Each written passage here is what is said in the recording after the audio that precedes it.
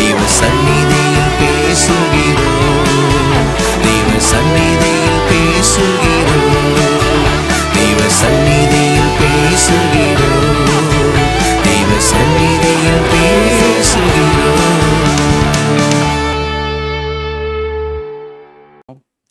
வாசிங்க. இன்றைக்கு எபேசியர் நிருபத்தை நாம் ஆண்டவர் கிருபையினாலே முடித்து விட்டோம். வருகிற வருஷம் நாம் தெசலோனிக்க சபைக்கு எழுதினதான நிருபத்தில் என்ன செய்ய போகிறோம், நம்ம பார்க்க போகிறோம். 1 தெசலோனிக்கேயர் மற்றுமாக 2 தெசலோனிக்கேயர். நான் இப்போவே முன்கூட்டியே அறிவிக்கிறேன். ஏன்னா இப்போவே நீங்கள் என்ன செய்யணும் அப்படின்னா, 1 தெசலோனிக்கேயரில் 5 அதிகாரங்கள் இருக்குது.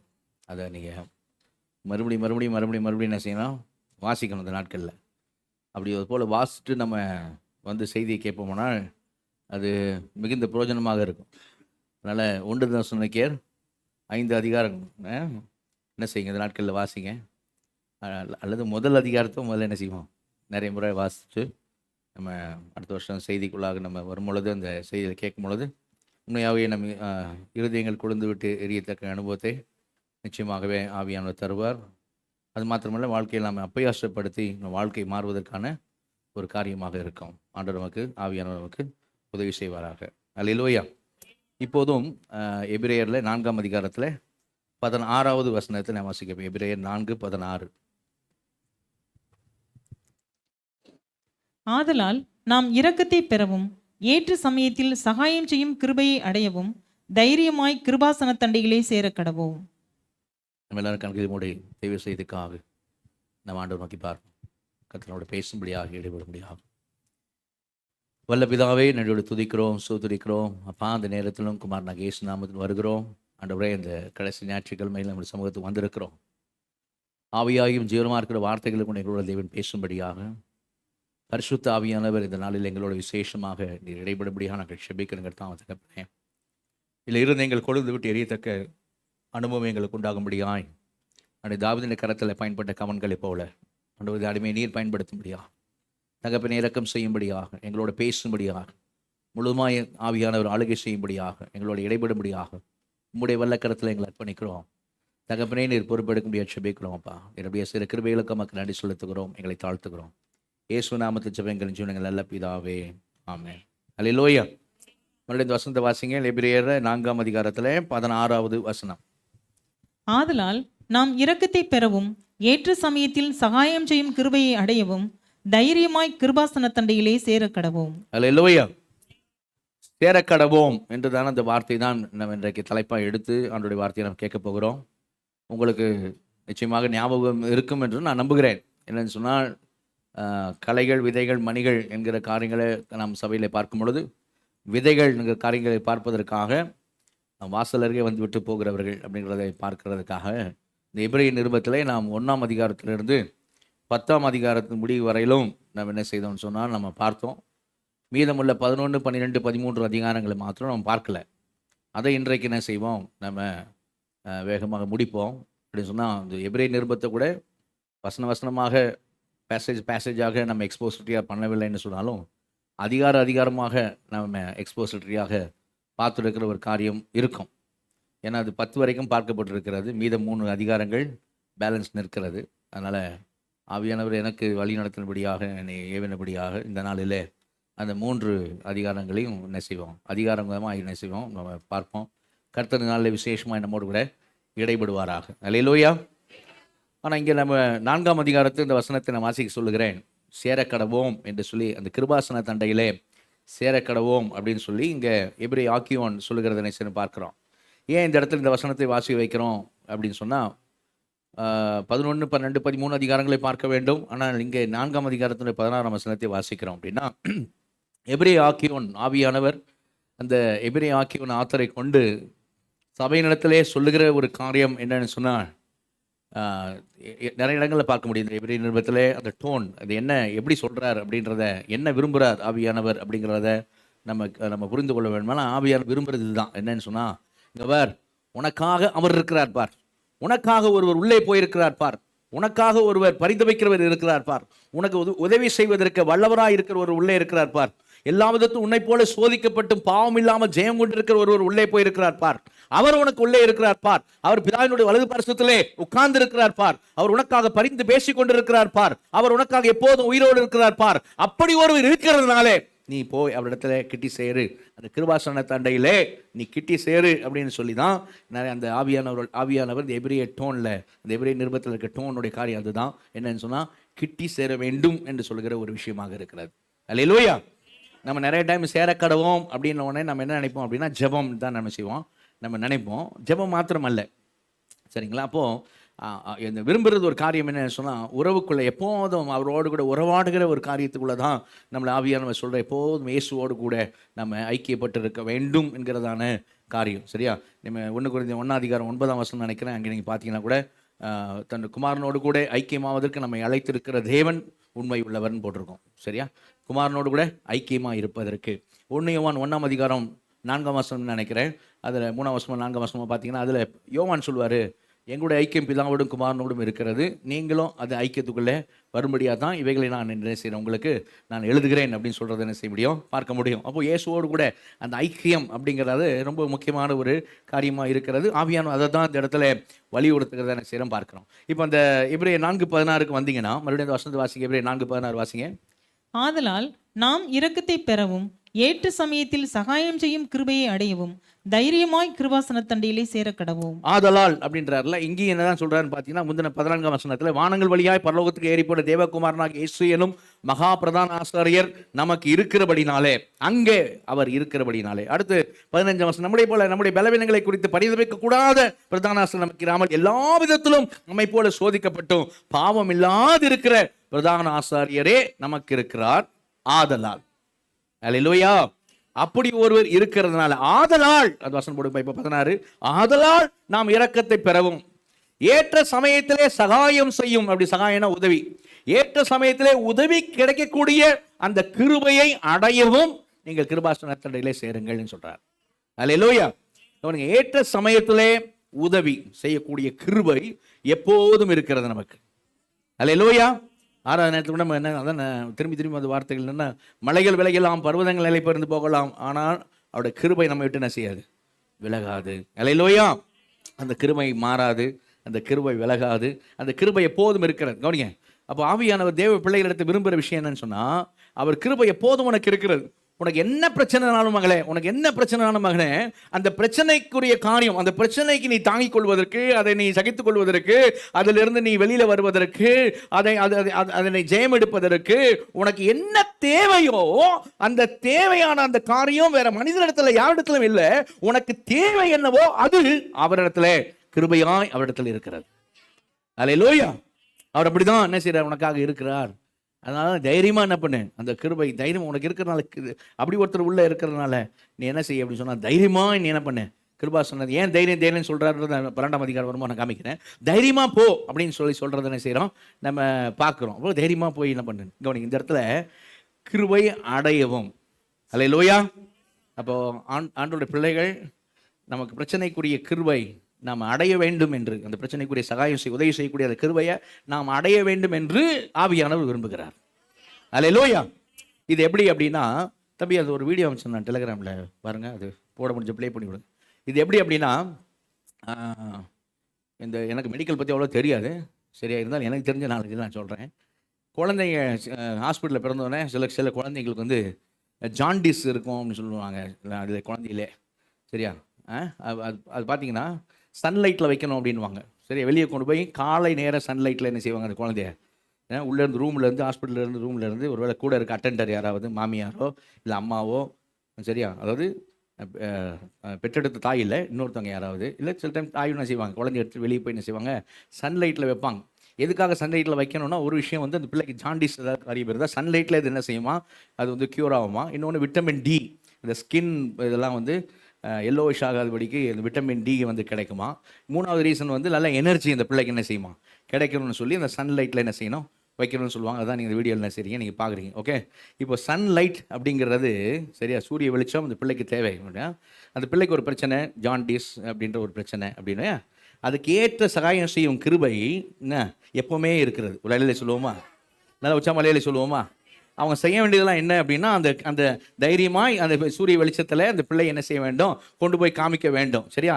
அது அப்படி காமிக்கிறாங்க அப்படின்னு சொல்லி சொன்னால், அந்த தைரியமாக அவங்க போய் அது காமிக்கிறாங்க அப்படின்னா, அந்த சூரிய வெளிச்சம் அந்த பிள்ளைக்கு என்ன செய்யுது அப்படின்னா, அந்த சூரிய வெளிச்சம் அந்த பிள்ளைக்கு கிடைக்கிறது. அல்லேலூயா. அப்போ சூரிய வெளிச்சம் அந்த பிள்ளை கிடைக்குது அப்படின்னா, அந்த நன்மைகள் என்னவோ அந்த நன்மையை அந்த பிள்ளை என்ன செய்யுது, அந்த குழந்தை என்ன செய்யுது, பெற்றுக்கொள்கிறதாய் காணப்படுகிறது. அல்லேலூயா. அப்போ அதுதான் கவனிங்க. அப்போ அதுதான் இங்கே சொல்லப்பட்டிருக்கிற ஒரு விஷயமா இருக்கு. சரிங்களா?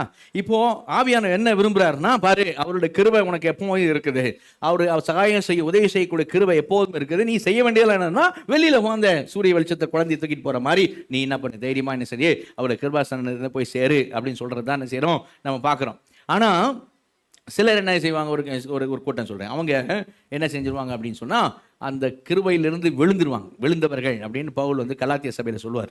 அவங்க கிருபையிலேருந்து விழுந்தவர்கள் அப்படின்வார். அவங்க யார் கிருபையிலேருந்து விழுந்தவர்கள் அப்படின்னா, அந்த கிருபை இருக்குது, சூரிய வெளிச்சம் இருக்குது, ஆனாலும் அவங்க அங்கே போய் ஃப்ரீயாக அப்படி காமிக்காமல், முதல்ல பிள்ளைக்கு வெளிச்சம் தானே வேணும், ஆர்டிஃபிஷியலாக மனிதன் உண்டாக்கின பல்பு லைட்ஸ் பவர்ஃபுல் லைட்ஸ், அந்த லைட்டில் நான் என்ன செய்கிறேன், உஷ்ணமான லைட்டில் பிள்ளையை வைக்கிறேன் அப்படின்றது தங்கள் சொந்த முயற்சினால் கிரியையினால் சரியா செய்கிற விஷயம். சரியா? கிரியையினால் செய்கிற விஷயமா இருக்குது. அதை தான் பவுல் வந்து அந்த கலாத்திய நிருபத்தில் சொல்லும் போது, கலாத்தியர் 5ஆம் அதிகாரத்துக்கு வாங்க.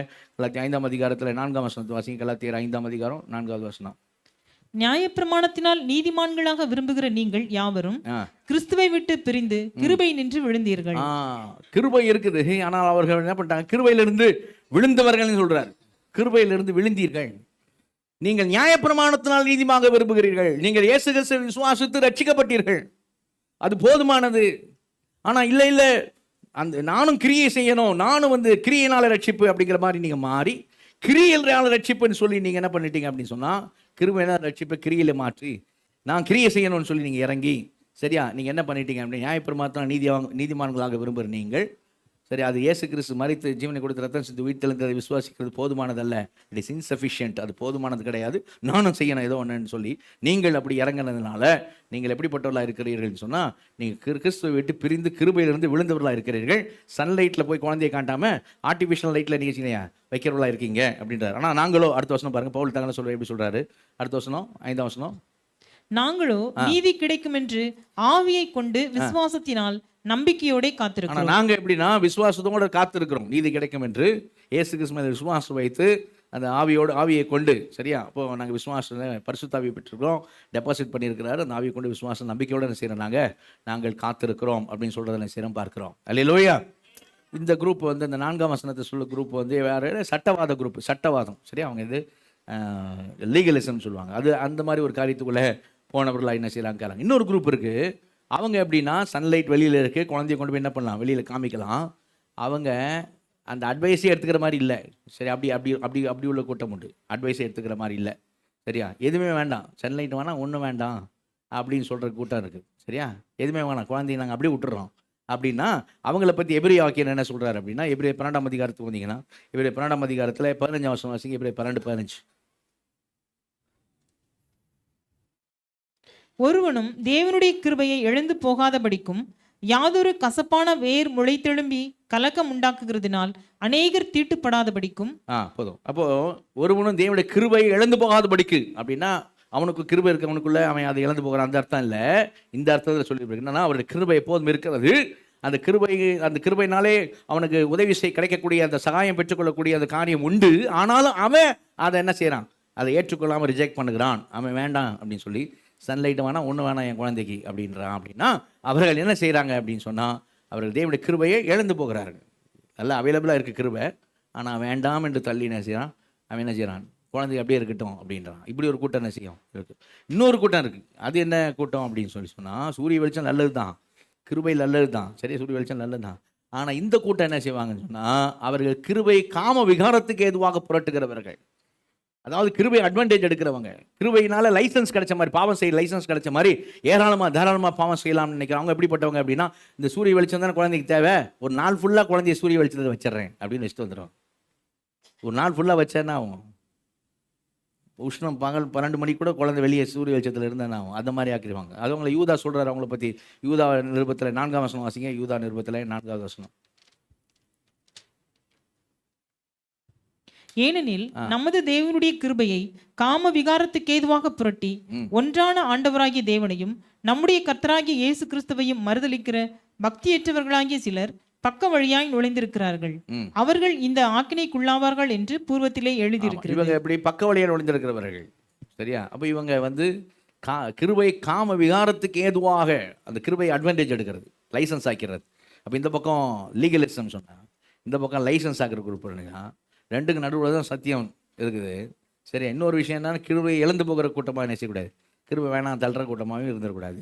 ஆண்டவர் பிள்ளைகள் எப்படி இருக்கணும்னு சொன்னால், எப்போதும் அவருடைய கிருபை நமக்கு இருக்கிறதுனால, நமக்கு சகாயம் செய்யக்கூடிய உதவி செய்யக்கூடிய கிருபை எப்போதும் இருக்கிறதுனால நம்ம தைரியமாய், நமக்கு ஒருவர் அங்கே இருக்கிறது, நம்மை போல சோதிக்கப்பட்டு பாவம் இல்லாத இருக்கிற ஒருத்தர், நம்மளோட பிரச்சனை எல்லாம் அவருக்கு தெரியும், நமக்காய் பரிதபிக்கிறவர் ஒருவர் அங்கே இருக்கிறதுனால தைரியமாய் நம்ம கிருபாசன தண்டையில் நாம் சேர வேண்டும். அல்லேலூயா. யார் அப்படி கிருபை அடையும்படியாய் சேருவாங்க அப்படின்னா, அந்த எபிரேயர் 12ஆம் அதிகாரத்தில் 28ஆம் வசனம் வாசிங்க. எபிரேயர் 12:28.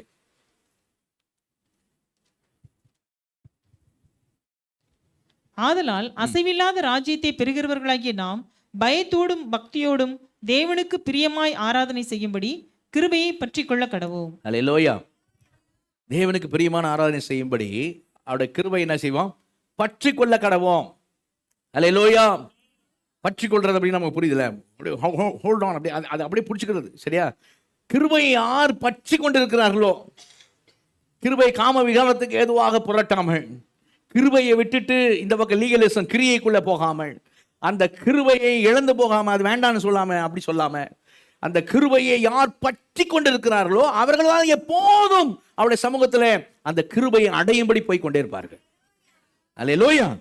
அப்ப நாம எப்படிப்பட்ட கூட்டமா இருக்கணும்னு சொன்னா, கிருபையிலிருந்து விழுந்தவர்களாக இருக்கக்கூடாது, கிருபையை காம விகாரத்துக்கு ஏதுவாக புரட்டினவர்களாக இருக்கக்கூடாது, கிருபையை இழந்து போகிறவர்களாக இருக்கக்கூடாது, மாறாக கிருபையை பற்றி கொள்வர்களாக நாம் காணப்பட வேண்டும்.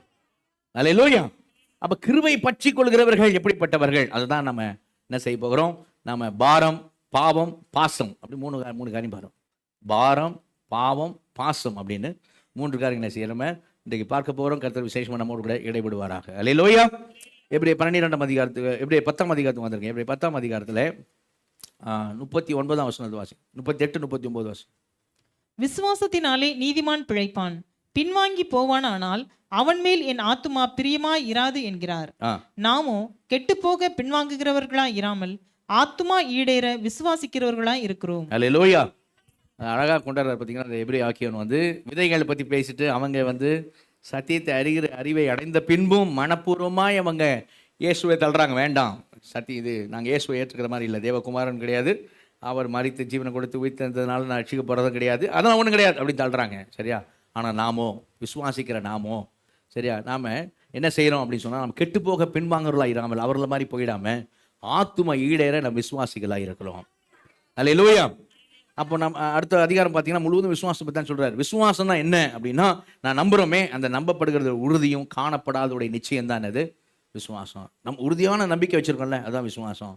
நம்ம கண்ணால் பார்க்கல, சரியா, பரலோகம் இந்த காரியங்கள் நம்ம பார்க்கல, காணப்படாத நிச்சயம் நமக்கு நிச்சயமாக தெரியும். ஆவியான இருதயத்தில் அதை என்ன செய்திருக்கிறார், நமக்கு வெளிப்படுத்தியிருக்கிறார். அப்போ நமக்கு நிச்சயமாக தெரியும். அவைகளை நாம் என்ன செய்கிறோம், உறுதியாக நம்புகிறோம், சரியா? அந்த உறுதியான நம்பிக்கை, சரியா, காணப்படாதோடைய நிச்சயம், அதுதான் விசுவாசமாக இருக்கிறது. அல்லேலூயா. அதனாலே நம் முன்னோர்கள் அப்படின்னா முற்பிதாக்கள் நற்சாட்சி பெற்றார்கள் அப்படின்னு சொல்லி அடுத்த வருஷம் நற்சாட்சி அவங்க எதனாலே அப்படின்னா அந்த விசுவாசத்தினாலே பெற்றார்கள் அப்படின்ட்டு அவர் அக்கௌண்ட் ஆரம்பிப்பார். யார் ஆரம்பிப்பார்? 4ஆம் வசனத்தை பாருங்க. விசுவாசத்தினாலே ஆபேல் அப்படின்னு வாசிப்போம். 5ஆம் வசனம் விசுவாசத்தினாலே ஏனோக்கு வாசிப்போம். 7ஆம் வசனம் விசுவாசத்தினாலே நோவா. 8ஆம் வசனம் விசுவாசத்தினாலே ஆபிரகாம் வாசிப்போம். 11ஆம் வசனம் விசுவாசத்தினாலே சாராள் என்ன செய்ய வாசிப்போம்.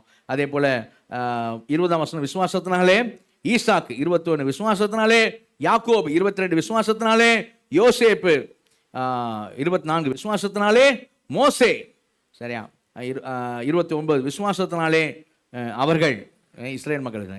30 விசுவாசத்தினாலே எரிகோ விழுந்தது. 31 விசுவாசத்தினாலே ராகாப்.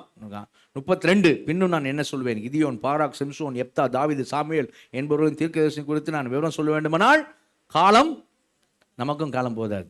இது ஒவ்வொன்றும் டீட்டெயிலாக பார்த்தோன்னு வச்சிங்களேன், நமக்கும் டைமு போதாது. ஆனால் அந்த அதிகாரத்தில் என்ன சொல்லுவார் அப்படின்னா, அவர்கள் எல்லாம் அந்த நிலையான நகரம் நமக்கு உண்டு, சரி, வரப்போகிற நகரத்தை தான் நாம் நாடி தேடுகிறோம்.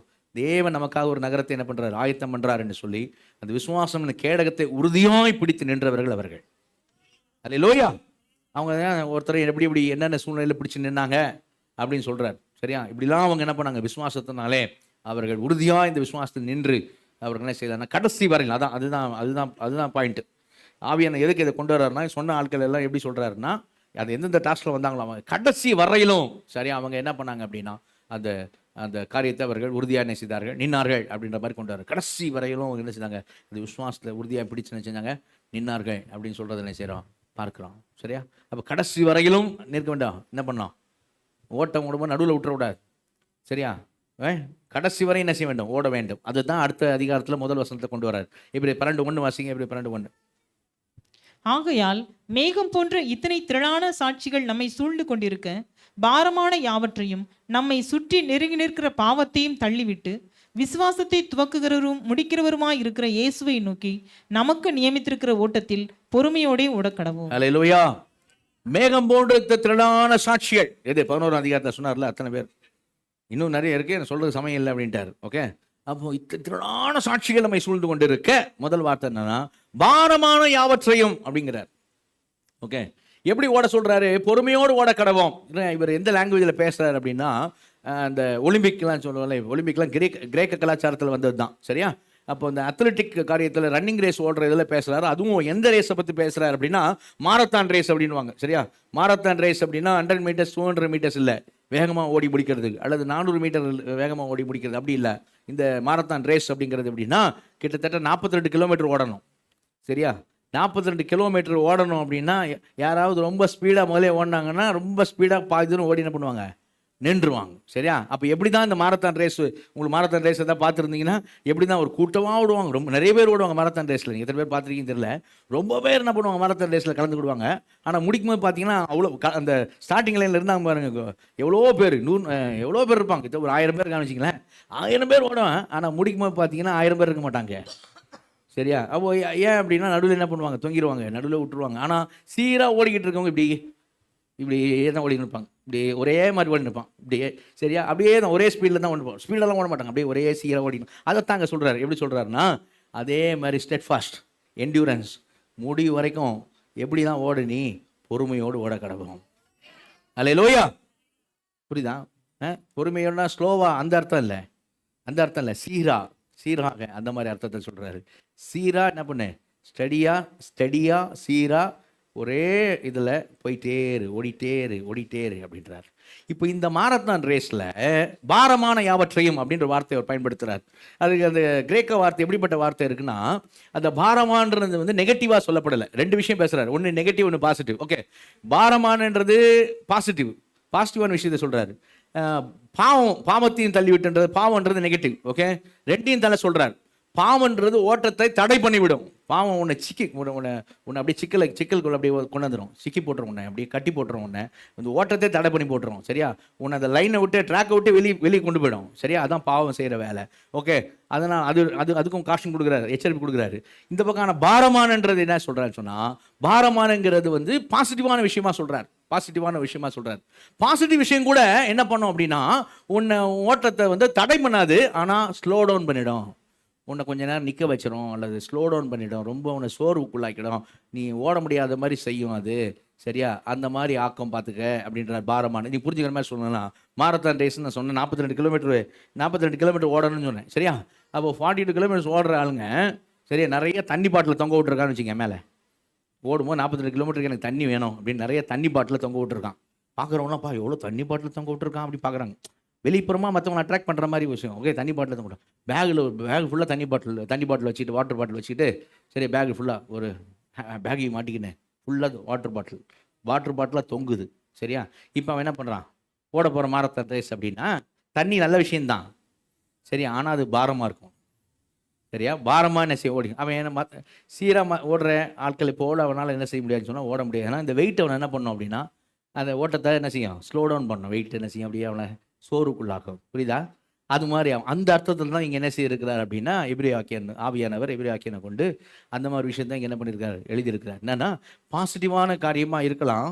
சரியா, ஆனால் எப்படிப்பட்ட விஷயம் அப்படின்னா, இப்போ பாரமான அப்படின்றது அங்கே எபிரேய இதில் வரும்பொழுது எதை புரிஞ்சுக்கணும் அப்படின்னா, அவர் என்ன எபிரேயர் மைண்டில் அவர் ஆக்கியவரோட மைண்டில் என்ன இருக்குது அப்படின்னா, இயேசு சொன்னார்ல, வருத்தப்பட்டு பாரம் சுமக்கல எல்லாரும் இடத்துல வாருங்கள். இயேசு எதை பாரம்னு சொன்னார்? யாரை கூப்பிட்டாரு? யூதர்களை பார்த்து கூப்பிட்டாரு.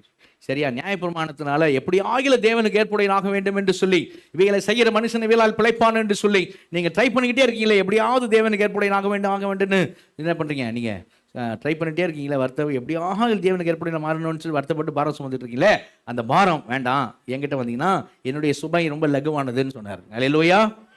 ஆமாம். நுகம் அப்படின்னா நீ மட்டும் நுகத்தை சுமக்கிறது இல்லை. நுகம் நான் புரியுது, மாடு மேலே வைக்கிற ஒரு விஷயம். இப்படி வந்து இப்படி வரும். ஓகே, இப்படி வந்து மாடு கழுத்தில் வைக்கிறதுன்னு கார்பெண்டர் லாங்குவேஜில் பேசினார் ஆண்டவர், தச்சன் லாங்குவேஜில் பேசினார். ஓகே, இப்படி வந்து இப்படி வரும். ஓகே, அது தனியாக மாடு மேலே வைக்கிற 2 மாடு வேணும். ஓகே, நல்ல ஒரு சீனியர் மாடை, நல்ல எக்ஸ்பீரியன்ஸ் மாடை தான் ஜூனியர் மாடோட செய்வாங்க, வைப்பாங்களாம். அப்போ அப்படி வந்து அந்த மாடு மேலே இப்படி வரும். ஆண்டவர் என்ன சொல்கிறாருன்னா, இன்னொரு ஆள் நான் தான். சரியா? நான் உன் கூட இருப்பேன், அதனால் உனக்கு எப்படி இருக்கும்னா ஈஸியாக இருக்கும்.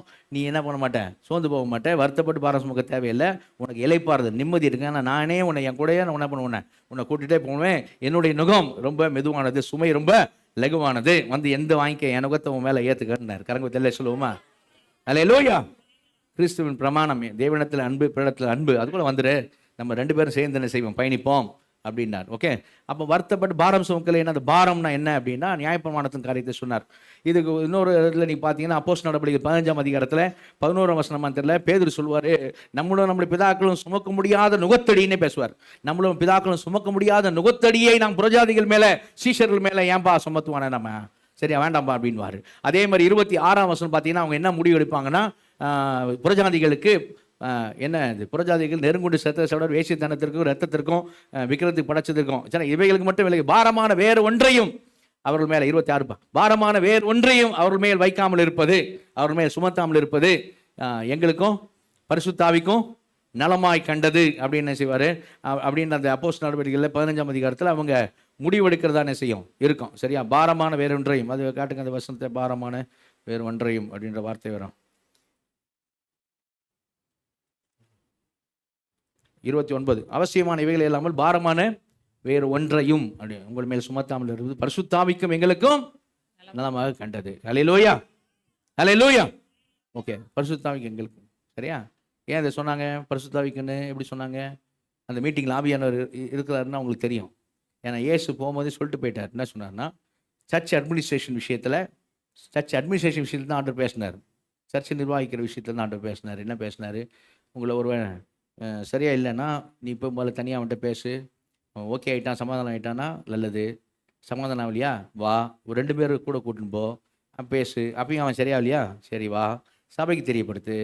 சரியா? சபை போய் பேசட்டும், சபைக்கு அவன் செவி கொடுக்க மாட்டேன், நான் இப்படி தான் செய்வேன் அப்படின்னு நான் வச்சுக்கேன், அவன் சபைக்கு ஆயக்காரனாகவும் அந்நியனாகவும் இருக்கட்டும் போ அப்படின்ட்டார். சொல்லிட்டு சொன்னார், உங்களுக்கு நான் அதிகாரம் கொடுக்குறேன். சரியா? உங்களுக்கு நான் சாவி இதை கொடுக்குறேன், திறவுகோள்கள் கொடுக்குறேன். நான் சொல்கிறதா மத்திய 16 அதிகாரத்தில் இருக்குது. நான் உங்களுக்கு என்ன பண்ணுறேன், திறவுகோள் கொடுக்குறேன். சரி, நீங்கள் எதெல்லாம் கட்டுறீங்களோ கட்டப்படும், எதெல்லாம் கட்டவிழ்க்கிறீங்களோ கட்டவிழ்க்கப்படும். 2 பேராவது 3 பேராவது நாமத்தில் கூடி நீங்கள் முடிவெடுக்கிற இடத்துல நான் இருப்பேன்னார். அது ஜெபத்துக்கு நம்ம சொல்கிறோம். சரியா? ஆனால் கான்டெக்ஸ்ட் என்னன்னு சொன்னால், 2 பேராவது 3 பேராவது அப்போஸ்தலர் 15 பார்க்குறோம்ல, நீங்கள் 2 பேராவது 3 பேராவது கூடி ஒரு முடிவு எடுக்கும் போது, அந்த முடிவு எடுக்கிறதுக்கான அதிகாரத்தை நான் உங்களுக்கு தந்திருக்கிறேன் அப்போஸ்தலரே. அந்த அப்போஸ்தலரே நான் உங்களுக்கு அதிகாரம், அந்த அதிகாரத்தை நீங்கள் எடுக்கிற அதிகாரத்தை நானும் சாங்ஷன் பண்ணுறேன். நானும் ஏன்னா அந்த உங்களுக்கு அதிகாரம் கொடுக்குறேன். நீ எதை கட்டுறியோ நானும் கட்டுறேன்றேன், எதை கட்ட வைக்கிறியோ நானும் கட்ட வைக்கிறேன்றேன். பரலோகத்துக்கு கட்ட வைக்கப்பட்டிருக்கோம்னா பரலோகத்தில் பிசாஸ்லாம் கிடையாது. சரி, அது பிசாஸ் பற்றி சொல்லப்படலை, கட்ட வைக்கிறேன். அப்போ நீ 2 பேர் 3 பேராவது நீ என்ன டெசிஷன் எடுக்கிறியோ சேர்ந்து வரும்போது, என் நாமத்தில் சேர்ந்து வந்து டெசிஷன் எடுக்கும்போது அங்கே உங்கள் மத்தியில் நான் இருக்கிறேன்னாரு. அதைத்தான் அப்போஸ்தலர் சொன்னாங்க, எங்களுக்கும் பரிசுத்தாவிக்கும் நலமாய் கண்டதுன்னா. அல்லேலூயா. சரியா? இதான் கான்டெக்ஸ்ட். ஓகே, அப்போ பாரமான அப்படின்றது என்னன்னா, கவனிங்க, நல்ல விஷயம் தான், நியாயப்பிரமாணம் கெட்ட விஷயம் இல்லை. ரோமர் 7ஆம் அதிகாரத்தில் பார்த்தீங்கன்னா பவுல் சொல்லுவார், நியாயப்பிரமாணம் கெட்டது இல்லை, நியாயப்பிரமாணம் நல்லதுன்னு சொல்லுவார். அப்போ எபிரேய கான்டெக்ஸ்டில் பார்க்கும்போது பாரமானது அப்படிங்கிற விஷயத்தை பார்த்தோம்னா நல்ல விஷயம் தான் இது, நியாயப்பிரமாணன்ற ஒரு விஷயம். ஆனால் இன்றைக்கி நம்ம கான்டெக்ஸ்டில் எடுக்கும்போது, நம்மளுடைய இப்போ காரியங்களை எடுக்கும்போது நம்ம எப்படின்னா, பாரமான அப்படிங்கிற விஷயம் வந்து பாசிட்டிவ் விஷயம் அப்படின்ற. சரியா? உதாரணத்துக்கு நான் சொன்ன விஷயம் என்னென்னா, தண்ணின்ற விஷயம் சொன்னேன்.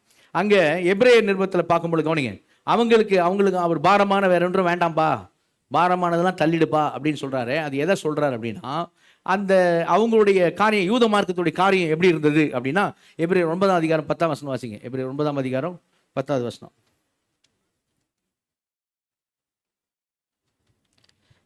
இவைகள் சீர்திருத்தல் உண்டாகும் காலம் வரைக்கும் நடந்தேறும்படி கட்டளையிடப்பட்ட போஜன பானங்களும் பலவித ஸ்நானங்களும் சரீரத்திற்கேற்ற சடங்குகளுமே அல்லாமல் வேறல்ல.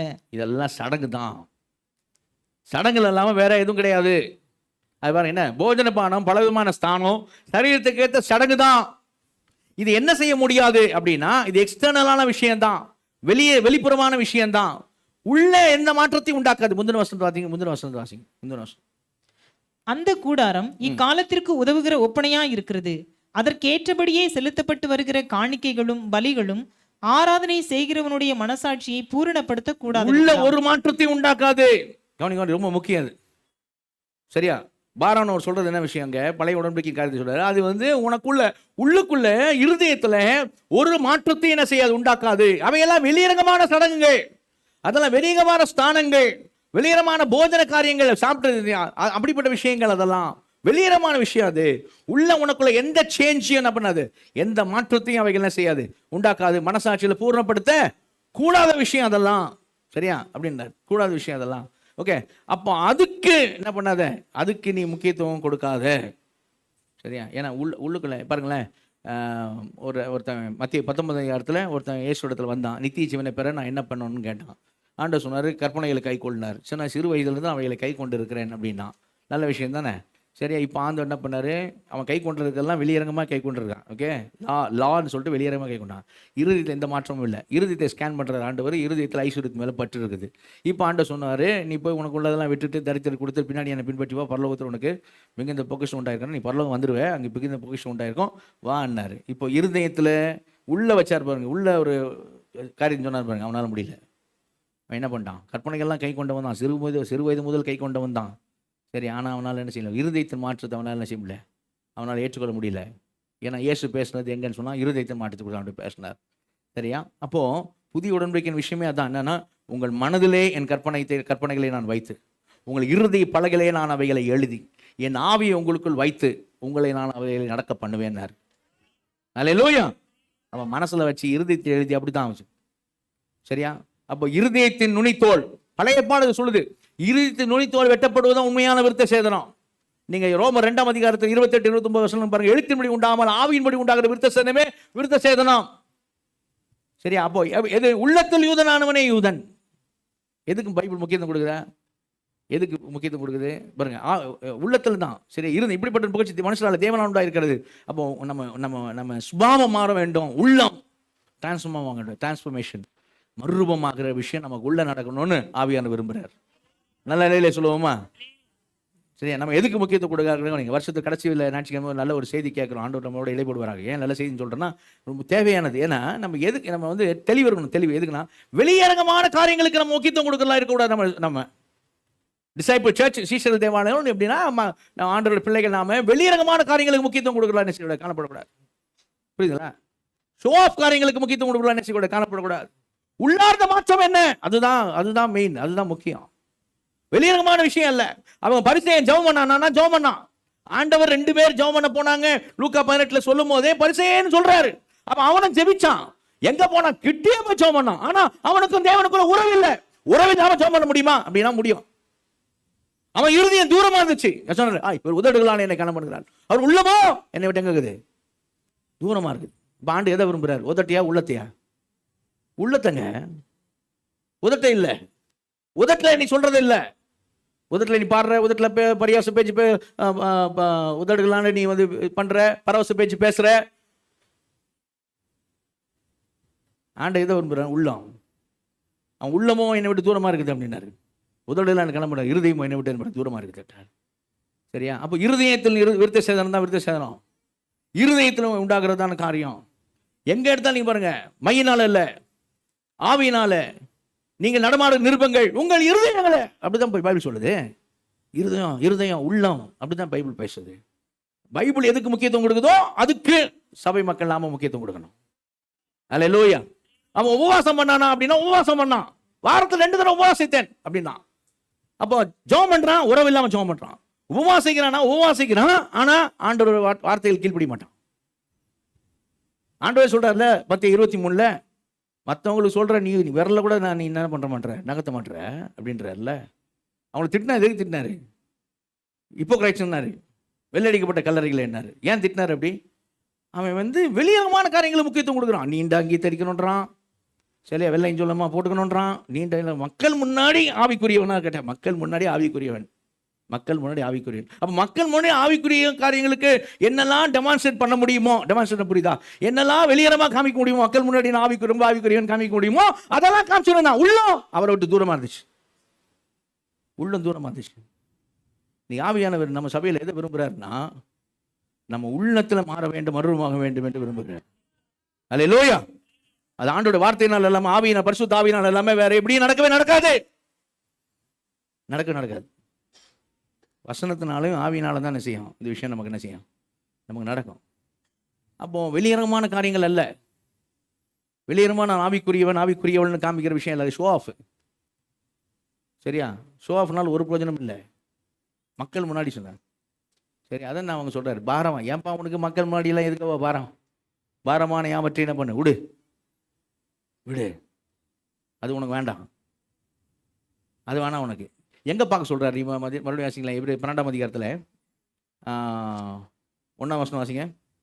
ஆகையால் மேகம் போன்ற இத்தனை திரளான சாட்சிகள் நம்மை சூழ்ந்து கொண்டிருக்க, பாரமான யாவற்றையும் நம்மை சுற்றி நெருங்கி நிற்கிற பாவத்தையும் தள்ளிவிட்டு, விசுவாசத்தை துவக்குகிறவரும் முடிக்கிறவருமாய் இருக்கிற இயேசுவை நோக்கி நமக்கு நியமித்திருக்கிற ஓட்டத்தில் பொறுமையோட ஓட கடவுள். இயேசுவை நோக்கி ஓடு. கணக்கு சொல்லுவோமா, ரன்னிங் ரேஸ் ஓடுறேங்க, டெஸ்டினேஷனோட முடிவில் ஓடுனா யாரை பார்க்க சொல்றாருன்னா, நீ இயேசுவை பாரு. இங்க எபிரே ஆக்கியவனும் இங்க மட்டும் வந்து இயேசுவை பாருன்னு சொல்லல.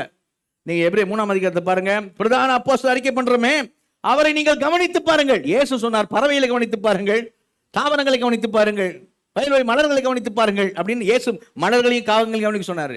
எபிரே ஆக்கியவன் சொல்றாரு, அதை சொன்ன இயேசுவை கவனித்துப்பார், அவரை நோக்கிப்பார், அவரை நோக்கி ஓடு அப்படின்னு என்ன அர்த்தம்? அவரை நோக்கி ஓடு அர்த்தம், அவரை எக்ஸாம்பிளா வச்சு ஓடு, அவரை முன்மாதிரியா வச்சு ஓடு.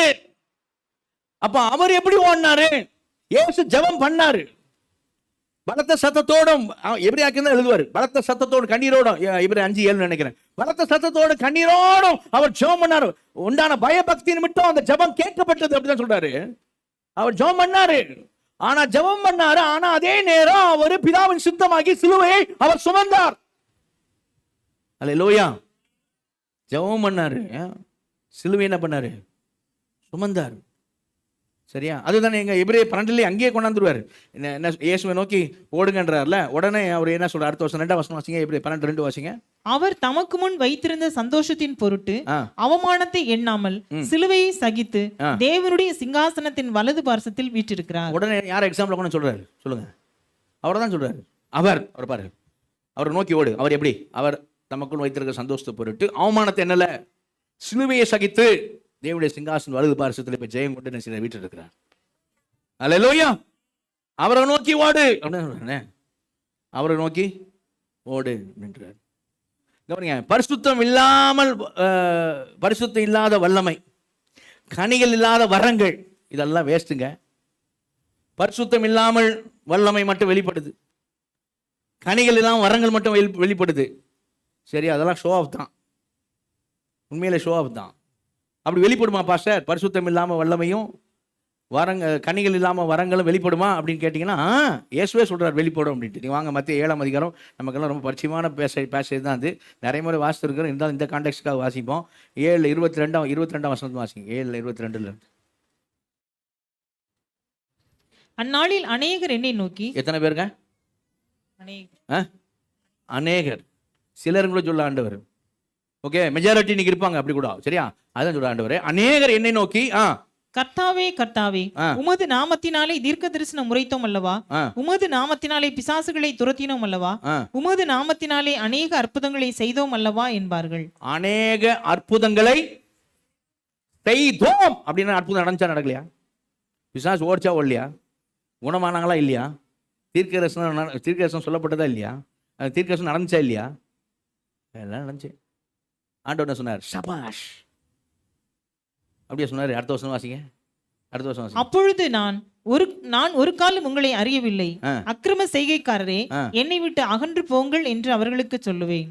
பரிசுத்தம் இல்லாமல் வல்லமை வெளிப்படும், கனிகள் இல்லாமல் வரங்கள் வெளிப்படும், தாராளமாய் ஏராளமாய் அநேக வெளிப்படும். ஆனா இயேசு சொல்றாரு, அக்கிரம செய்கைக்காரரே. டிபார்ட் ஃப்ரம் மீ அப்படின்னார், என்னை விட்டு போ அப்படின்னார். சரியா? அவங்க பிசாசு துரத்துனாங்க, ஏசு அவங்கள துரத்துனார். ஐ டோன்ட் நோ, நீ யாருன்னு எனக்கு தெரியாது. சரியா? என்ன சொல்லிட்டு சொன்னார் ஆண்டவர், அதான் முக்கியம். அப்போ ஆண்டவர் பிள்ளைங்கிட்ட ஆண்டவர் என்ன விரும்புகிறாரு, அதான் முக்கியம். என்ன சொல்லிட்டு சொன்னார்? நாங்கள் முதல்ல வாசிக்க 17ஆம் வசனம், 16லேருந்து வாசிங்க. 16லேருந்து. அவர்களுடைய கனிகளினாலே அவர்களை அறிவீர்கள். ஆ முட்செடிகளில் திராட்சை பழங்களையும் முட்புண்டுகளில் அத்திப்பழங்களையும் பறிக்கிறார்களா? ஆ அப்படியே நல்ல மரமெல்லாம் நல்ல கனிகளை கொடுக்கும், ஆ கெட்ட மரமோ கெட்ட கனிகளை கொடுக்கும். ம் நல்ல மரம் கெட்ட கனிகளை கொடுக்க மாட்டாது, ம் கெட்ட மரம் நல்ல கனிகளை கொடுக்க மாட்டாது. ம் நல்ல கனி கொடாத மரமெல்லாம் வெட்டுண்டு அக்கினியிலே போடப்படும். ம் ஆதலால் அவர்களுடைய கனிகளினாலே அவர்களை அறிவீர்கள். அவருடைய கனிகளினாலே நீங்கள் அவர்களை அறிவீர்கள். எப்படி அறிய சொல்றார் சொல்லுங்க? எப்படி அறிய சொல்றார்? வெளியரங்கமான சடங்குகள்ல இல்ல, உதட்டுல சொல்ற விஷயத்தை வச்சு அல்ல. உதட்டு சொல்ற விஷயம் ஏன் நீங்க டெமான்ஸ்ட்ரேஷன் அப்படின்னா நிறைய விஷயத்தை வெளியில ஷோ அப் பண்ண முடியும். ஆனா ஆவிக்குரிய கனியில இச்சை அடக்கத்தை யாரா காமிக்க முடியுமாங்க? இச்சை அடக்கம் எனக்கு இருக்குதுன்னு யாரா காமிக்க முடியுமா? பப்ளிக்கா எனக்கு இச்சை அடக்கம் இருக்குன்னு யாரா காமிக்க முடியுமா? Can you demonstrate it? அதை நிரூபிச்சு காட்ட முடியுமா? இச்சை அடக்கம் இருக்குன்றது யாரா பப்ளிக்கா நிரூபிக்க முடியுமா? முடியாது. புரியுதா நீங்க என்ன விஷயம் நடக்குதுன்னு? சரியா? சபையில் நமக்கு தெளிவு இருக்கணும், ஆண்டவர் பிள்ளைங்க நமக்கு தெளிவு இருக்கணும். ஆவியின் கனி அதை டெமான்ஸ்ட்ரேட் பண்ண முடியாது, நீ அது வெளிப்படும். ஆனால் நீ என்ன பண்ண முடியாது, பண்ண முடியாது. அற்புதங்களோட நீங்கள் டூப்ளிகேட் பண்ணிடலாம், ஆனால் ஆவியின் கனியை டூப்ளிகேட் பண்ண முடியாது. சரியா? அற்புதம் எல்லா இடத்துலையும் நடக்குதுன்றான், இயேசுவை சாராத விஷயங்களும் நடக்குதுன்றான். ஆனால் ஆவியின் கனி மறுரூபம் எங்கேயும் நடக்காது, இயேசுகிட்ட மட்டும்தான் நடக்கும். நல்லா இல்லையா சொல்லுங்க? மறுரூபம் ஆகுறது அப்படிங்கிறது இங்கே மட்டும் இயேசுகிட்ட மட்டும்தான் நடக்கும். சரியா? சபையில் தான் நடக்கும். ஆமாம், அதுதான் விஷயம். சில விஷயங்களை நீ டெமான்ஸ்ட்ரேட் பண்ண முடியாது. சத்ருகளை நேசிப்பது அப்படிங்கிறத நீ லவுட் ஸ்பீக்கர் போட்டு சொல்ல முடியாது. உன்கிட்ட அப்படி இருக்கு, சத்ருவை நேசிக்கக்கூடிய நல்ல ஒரு இருதயம், அது என்ன எப்படி காமிப்பேன்? நீ நேசத்தில் தான் காமிக்க முடியும், தவிர நீ பப்ளிக் பண்ண முடியாது அதை. ஆனால் எந்த விஷயத்தை பப்ளிக் பண்ண முடியும்? ஷோ ஆஃப் விஷயங்களை பப்ளிக் பண்ண முடியும். நான் ஆவிக்குரியவள் அப்படின்னு காமிக்கிறதுக்காக நான் வெளியே காமிக்கணும்னு நினைக்கிற விஷயங்களை வெளியில் காமிக்க முடியும். சரியா? அதனால நோ யூஸ். உங்க பக்கத்தில் இருக்கிறவங்க, இந்த பக்கம் இருக்கிறவங்க, அல்லது சர்ச்சில் இருக்கிறவங்க, விசுவாசிங்க, அல்லது பாஸ்டர்லாம் கூட இம்ப்ரெஸ் ஆகலாம், ரொம்ப ஆவிக்குரியவங்க அப்படின்ட்டு. ஆனால் அவர் ஆக மாட்டார். அது வேஸ்ட்டு, அது சுத்தமாக வேஸ்ட்டு இல்லையா? உன் மனசு எவ்வளோ மாறி இருக்குதுன்னு தான் காணும். நீ எவ்வளோ மறுரூபமாக இருக்கிற சபையே, சீஷர்கள் தேவாலயம், ஆண்டோட பிள்ளைகளை நாம் எவ்வளோ மறுரூபமாக இருக்கிறோன்னு தான் கணக்கு இல்லையா? அதான கணக்கு. அவரை போல மாறுறதுக்கு தன்னை ஒப்பு கொடுத்து மாறிக்கிட்டு இருக்கவங்க இயேசு அக்கிரம செய்யக்காரரே அப்படி சொல்லுவாரா? சொல்லுங்க, அப்படி சொல்லுவாரா? நான் இப்போ சொல்கிறேன், அன்பு சகலத்தையும் தாங்கும், சகலத்தையும் சகிக்கும். நீ இந்த வருது பண்ணுற, நீ என்ன பண்ணுற? அவருக்காக நீ சகிச்சுக்கிற, கோவம் வருது உனக்கு, நான் ஆண்டவரே கிருபை தாங்க அப்படி என்ன பண்ணுற? சாந்தம் வெளிப்படுத்துகிற, அமைதியாக அவருக்காக, அவரை நோக்கி பாருன்னு ஆவியானவர் சொல்கிறதுனால நீ செய்கிற, சகிச்சுக்கிற, அவருக்காக சகிச்சுக்கிற. தேவ பக்தியாக நடக்க மனதாக இருக்கிற யாவரும் துன்பப்படுவார்கள். இயேசு சொன்னார், அவரே கொண்டு போய் சிலுவையில் அறைஞ்சாங்கன்னு சொன்னால் அவர் எங்கும் சுற்றி திருந்து நன்மை செஞ்சார். நம்மள மாதிரி இல்லை. அவரே கொண்டு போய் சிலுவையில் அறைகிற உலகம்னா என்னை பகைத்த உலகம் உங்களை பகைன்னு தான் சொன்னார். சரியா? அப்போ நீ சகிச்சுக்கிற அப்படின்னா அதுதான் ஆண்டு விரும்புகிறார், அதுதான் ஆவியானவர் விரும்புகிறார். வெரி குட் மகனே, வெரி குட் மகளே, நான் இப்போ தான் நீ இயேசு போல் மாறுற, வெரி குட் விட்றா, இதே மாதிரி தான், இப்படிதான் வா அந்த மாதிரி தான் வா, வெரி குட். அதை தானே விரும்புவார், அதான் விரும்புவார். நான் கோவப்பட்டு டென்ஷன் ஆகி நான் இதாகிட்டு நம்ம இது பண்ணுறேன். ஆனால் ஷோ ஆஃப் விஷயங்கள் நல்லா பண்ணுறேன்னு வைங்களேன், எது அதை விடு, நீ கோவப்பட்டு பண்ணதெல்லாம் விடு, ஷோ ஆஃப் நல்லா பண்ணுற, சூப்பராக பண்ணுற அப்படியே சொல்லுவார் ஆவியார். வெரி குட், நல்லா பண்ணுற அப்படியே சொல்லுவார். சொல்லுங்கள், இல்லைங்க. இப்போ எதுக்கு முக்கியத்துவம்? பைபிள் எதுக்கு முக்கியத்துவம் கொடுக்குதோ அதுக்கு முக்கியத்துவம் கொடுக்கும். ஏன் இப்போ நம்ம எதுக்கு முக்கியத்துவம் கொடுக்கணும்? கனிகளுக்கு தான் முக்கியத்துவம் கொடுக்கணும், வரங்களுக்கு அல்ல. வரங்கள்லாம் வரங்க முக்கியத்துவம் கொடுக்கணும்னா சொல்ல, வரங்கள்லாம் வேணும் கண்டிப்பாக. ஆனால் ஷோ ஆஃப் நசிக்கூடாது, போகக்கூடாது. ஷோ ஆஃப் விஷயமாக ஆகிடக்கூடாது. நமக்கு டெமான்ஸ்ட்ரேட் பண்ணுற மாதிரி நான் ஆவிக்குரியவள் அப்படின்ற மாதிரி ஆகக்கூடாது. புரியுதா? அதுக்காக இல்லை. இப்போ பாரமான யாவற்றையும் அப்படின்னும் போது இதெல்லாம் தள்ளுங்க அப்படின்றார். சரியா? இதெல்லாம் தள்ளுங்க அப்படின்றார். அப்போது வரங்கள் வந்து வல்லமை வெளிப்படுத்தும், கனிகள் வந்து கிறிஸ்துவை வெளிப்படுத்தும். நல்ல நிலையிலே சொல்லுங்க. எது வெளிப்படணும்? வரங்கள் வந்து வல்லமையான ஊழியக்கார்ப்பா, ரொம்ப வல்லமையான ஊழியக்கார் அப்படி வல்லமை வெளிப்படும். ஆனால் கனிகள் யாரை வெளிப்படுத்தும்? இயேசு கிறிஸ்துவை வெளிப்படுத்தும். அல்லேலூயா. இப்போ கிறிஸ்துவை வெளிப்படுத்தும். கிறிஸ்துவை வெளிப்படுத்துகிற ஆட்களை தான் நம்ம என்ன செய்யணும்? நம்ம இருக்க வேண்டும். ஆண்டவர் பிள்ளைங்க எப்படி சொல்லுங்க? அப்பா மாதிரியே நம்ம பிள்ளை ஒரு அலையில சொல்லுவோமா? நல்ல உற்சாகமலையிலே சொல்லுங்க. எப்படிங்க சொல்லணும்? அப்பா மாதிரி. நம்ம ஒரு மெசேஜ் ஞாபகத்தில் இருக்கா? டை போயிருங்க இல்லையா? அப்பா எப்படி கட்டுறான்னு பார்த்து இந்த சமோசா, இங்கே ஒரு சமோசா போடுற நாட்டு அது அப்பா மாதிரியேங்க. அப்படியே அப்பா உரிச்சு வச்ச மாதிரி இருக்கான் பாருங்க அப்படின்னும் இல்லையா? நான் சொல்லுது புரியுது இல்லையா? ஆமாம், அப்பாவை உரிச்சு வச்ச மாதிரி இருக்கான் பாருங்க. ஏன்னா தோற்றத்தை மட்டும் இல்லை, சரியா? குணத்தில் சொல்கிறேன், புரியுதா?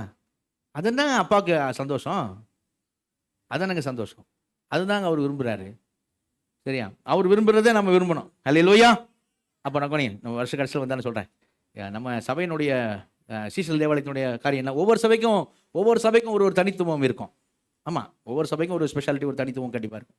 நம்ம சபையினுடைய ஸ்பெஷாலிட்டி தனித்துவம் என்ன அப்படின்னு சொன்னால், என்ன அப்படின்னா, சபைக்கு ஒரு பெரிய பொறுப்பு இருக்குது. என்ன பொறுப்பு? கொலோசியர் 1:28 வாசிங்க. கொலோசியர் 1:28.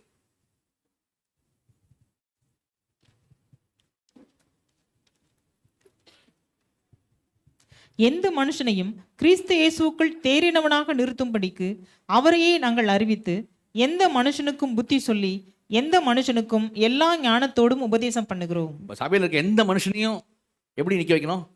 இயேசு தேறினவனாக நிறுத்தும்படிக்கு. கிளம்புதலே சொல்லுவோமா? அல்லேலூயா. உச்சாமலையே சொல்லுவோமா? இப்போ கேள்வி, நான் தேறினவர்கள் யார்? தேறினவன் நிற்கணும். தேறினவன் யார்? நம்ம சபையினுடைய காரியமே என்ன அப்படின்னா, தனித்துவம் என்ன? எதை நம்ம ஃபோக்கஸ் பண்ணுறோம்? ஆவியானவர் நம்மளை எதை ஃபோக்கஸ் பண்ண வைக்கிறாரு அப்படின்னு சொன்னால், சீசல் தேவாலயத்தில் எதை ஃபோக்கஸ் பண்ண வைக்கிறாருன்னா, இந்த இதை தேறினவனாக. யார் தேறினவன்னா, லூக்கா 6:40 லூக்கா 6:40. சீஷன் தன் குருவுக்கு மேற்பட்டவன் அல்ல, தேறினவன் எவனும் தன் குருவை போல் இருப்பான்.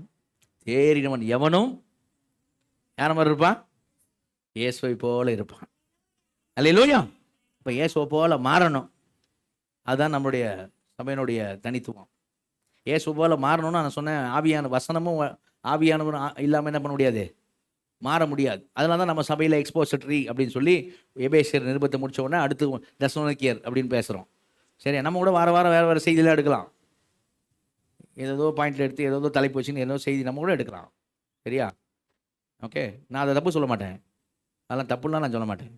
ஆனால் நம்ம சபையில் இருக்க ஸ்பெஷாலிட்டி என்ன சரி அப்படின்னா, தனித்துவம் என்ன அப்படின்னா, ஏன் ஆவியானவர் இப்படி நடத்திருக்கிறார் நம்ம பாஸ்டரை அப்படின்னா, இப்படி நிருபமாக போவோம், புக்காக போவோம். என்ன சொல்லப்பட்டிருக்கோ அருளப்பட்ட பிரகாரமாக, எழுதப்பட்ட பிரகாரமாக நாம் அதை கேட்கும் போது தான் நம்ம மறுரூபம் ஆகும். அல்லேலூயா. நான் அதுக்கு ஒரு மீனிங்கை உள்ளே கொண்டு போய் சொல்கிறதுனால மறுரூபமாக மாட்டோம். உள்ளிருந்து என்ன மீனிங்கில் எழுதப்பட்டிருக்குன்னு வெளியே கொண்டு வந்து சொன்னால் நம்ம மறுரூபம் ஆகும். அல்லேலூயா. ஆமாம், நான் ஒரு மீனிங் எடுத்துன்னு உள்ளே போய் சொல்கிறது ரொம்ப ஈஸி. ஆனால் அங்கேருந்து என்ன மீனிங் வருதுன்றது தான் கணக்கு. அப்போ அதை சொல்ல தான் நம்ம ஓ இப்படி தான் எழுதப்பட்டிருக்கு அப்படின்னா நம்ம வருவோம். அதுதான் நம்ம சபையினுடைய ஸ்பெஷாலிட்டி. ஓகே, இப்போ இது நீங்களே பார்த்தீங்கன்னா அந்த கான்டெக்ட் என்ன கான்டெக்ட்டில் இங்கே ஆண்டவர் சொல்கிறாருன்னு பார்த்தீங்கன்னா, அந்த லூக்கா 6:40 வேகமாக நம்ம என்ன கான்டெக்ட்னு பார்ப்போம். 27 வாசிங்க. 27 வாசிங்க வேகமாக. எனக்கு செவி கொடுக்கிற உங்களுக்கு நான் சொல்லுகிறேன், உங்கள் சத்துருக்களை செய்யுங்கள், உங்களை பகைக்கிறவர்களுக்கு நன்மை செய்யுங்கள். பார்த்தீங்களா, இந்த கான்டெக்ட்ல ஆரம்பிக்கிறார். நீங்களே பாருங்க. சத்துருக்களை செய்யுங்க, பகைக்கிறவர்களுக்கு நன்மை செய்யுங்க, உங்களை சபிக்கிறவர்களை ஆசீர்வதிங்க, நிந்திக்கிறவர்களுக்காக ஜெபம் பண்ணுங்க. ஒரு கணத்தை அறிஞ்சா மறுகணத்தை, ஒரு கணத்தை அறிஞ்சா அவனுக்கு 4 கொடு அப்படியே சொல்றாரு. ஒரு கணத்தை அறிஞ்சா மறுகணத்தை கொடு. சரியா? கேட்கிறவனுக்கும் கொடு. சரியா? மனுஷன் உங்களை எப்படி செய்ய விரும்புகிறான்னு நினைக்கிறீங்க, அப்படி நீ அவங்களுக்கு செய்ய. உங்களை ஸ்நேகிக்கலே நீங்கள் ஸ்நேகிச்சா, நான் சொல்ல வசனம் போட்டு போங்க, ஸ்நேகிக்கலே நீ ஸ்நேகிச்சா, அதனால என்ன எல்லாரும் அப்படி தான் பண்ணுறாங்க. நன்மை செய்யறதுக்கே நன்மை செஞ்சால் என்ன, அதனால் எல்லாரும் தான் பண்ணுறாங்க. அப்படி பண்ணாத. திரும்பி கொடுக்க முடியாதுன்றவனுக்கு கடன் கொடு. கடன் இல்லைப்பா, இது அன்பா தரேன் வச்சுக்கன்னு சொல்லு. அவ்வளோதான். சரியா? ஏன்னா அன்பு என்ன செய்யும்? கடன் அன்பை முடிச்சிடும். அன்பை தவிர வேறு ஒன்று கடன் விடாத, கொடுத்துரு. சரியா? அவ்வளோதான். அடுத்து என்ன பண்ணு? சத்ரு ஸ்நேகி, நன்மை செய்யி, கைமா இருக்கிறதாம கடன் கொடு. ஏன்னா உனக்கு பலன் மிகுதியாக இருக்கும். நீ யாரை மாதிரி இரு? உங்கள் அப்பா மாதிரி இரு. நல்ல ஏன் உங்களுக்கு அல்லேலியா வரல? நான் தேவனுடைய பிள்ளைன்னு சொல்ற மட்டும் உங்களுக்கு அல்லேலியா சொல்லுங்க. அங்க இயேசு சொல்றாரு, உங்க அப்பா மாதிரி இரு. அல்லேலூயா. உங்க அப்பா எப்படி இருக்காரு பாரு, அவரை மாதிரி நீ இரு. அல்லேலூயா. இதான கான்டெக்ஸ்ட். கான்டெக்ஸ்ட் புரியுதா? அது சொல்லிக்கினே தான் வராரு. ஓகே, சரி. எங்கேயாவது இங்கே வேற ஏதாவது பேசுறாரா பாருங்க. வேற ஏதாவது ஷோ ஆஃப்லாம் ஆண்டவர் பேச மாட்டார். ஷோ ஆஃப் விஷயமே பேசல ஆண்டவருங்க. உள்ளார்ந்த விஷயத்தை பற்றி பேசிட்டே வர்றாரு. அடுத்த சொல்றாரு 37 பாருங்க. மற்றவர்களை குற்றவாளி என்ன பண்ணாத, தீக்காத, ஜட்ஜ்மெண்ட் பண்ணாத, சரியா? விடுதலை பண்ணு, மன்னிப்பு கொடு, இரக்கம் காமி, மன்னிப்பு கொடு. நீ எவ்வளவு இரக்கம் காமிக்கிற, எவ்வளவு மன்னிக்கிறியோ அதே மாதிரி அவங்களும் உன்னை மன்னிப்பாங்க, இரக்கம் காமிப்பாங்க. அல்லேலூயா. அப்படி சொல்லிட்டு சொல்றாரு. குருடன் அப்படின்னு பேசுறாருல 39 வசனத்துல. குருடனுக்கு வழிகாட்டு. யார் இந்த குருடன்? அவங்க எங்க பரிசையில சொல்றாரு, யார் இந்த குருடன்?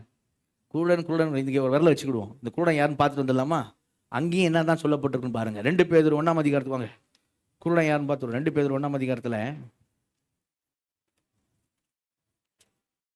2 பேதுரு 1ஆம் அதிகாரம் 5ஆம் வசனத்துல பாருங்க. இப்படி இருக்க நீங்கள் அதிக ஜாக்கிரதையா உங்கள் விசுவாசத்தோடு, என்னங்க விசுவாசத்தோடு? தைரியத்தோடு, ஞானத்தோடு, இச்சையடக்கத்தோடு, பொறுமையோடு, தேவபக்தியோடு, சகோதர சிநேகத்தோடு, அன்பையும் கூட்டி வழங்குங்கள். ஏதாவது ஷோ ஆஃப் விஷயம் ஏதாவது இங்க வருதா? வரங்கள் பத்தி ஏதாவது பேசுறாரா? வேற எதை பத்தி பேசுறாரா? எல்லாம் ஃப்ரூட் தான், கனி பத்தி தான் பேசுறாரு. சொல்றாரு, இவைகளுக்கு உண்டாந்து பெருகினால் உங்களை கனியற்ற இருக்கக்கூடாது. 9ஆம் வசனம். இவைகள் இல்லாதவன் எவனோ அவன் முன் செய்த பாவங்களில் சுத்திகரிக்கப்பட்ட மருந்து கண் சொருகி போன குருடனுக்கு வழிகாட்ட கொடுமோ. இப்போ அங்கே வந்து கேளுங்க, இவைகள் இல்லாதவன் எவனோ. அப்போ கனிகளுக்கு முக்கியத்துவம் கொடுக்காம மற்றபடி ஷோ ஆஃபுக்கு முக்கியத்துவம் கொடுத்தோம்னா நம்ம யாரா மாறிடுவோம்? தப்புன்னு சொல்லுங்க, குருடர் ஆயிடும். குருடனுக்கு வழிகாட்ட கொடுமோ. 2 பேரும் தான் பள்ளத்தில் விழுவாங்கன்ற பாருங்க. அந்த வருஷம் கொடுப்பார். 2 பேரும் வந்துடுவான் பள்ளத்தில், இல்லையா? அப்போ உடனே சொல்றாரு, யாருக்கு சொல்லுங்கிறாரு? 27ஆம் வசனம் மறுபடியும் சொல்லுங்க. யாருக்கு சொல்லுங்கிறாரு? எனக்கு செவி கொடுக்கிற உங்களுக்கு நான் சொல்லுகிறேன். யாருக்கு? ஹலோ, என் நாடுகள், எனக்கு செவி கொடுக்கிற உங்களுக்கு நான் சொல்றேன். ஊர் உலகத்துக்கு இல்ல.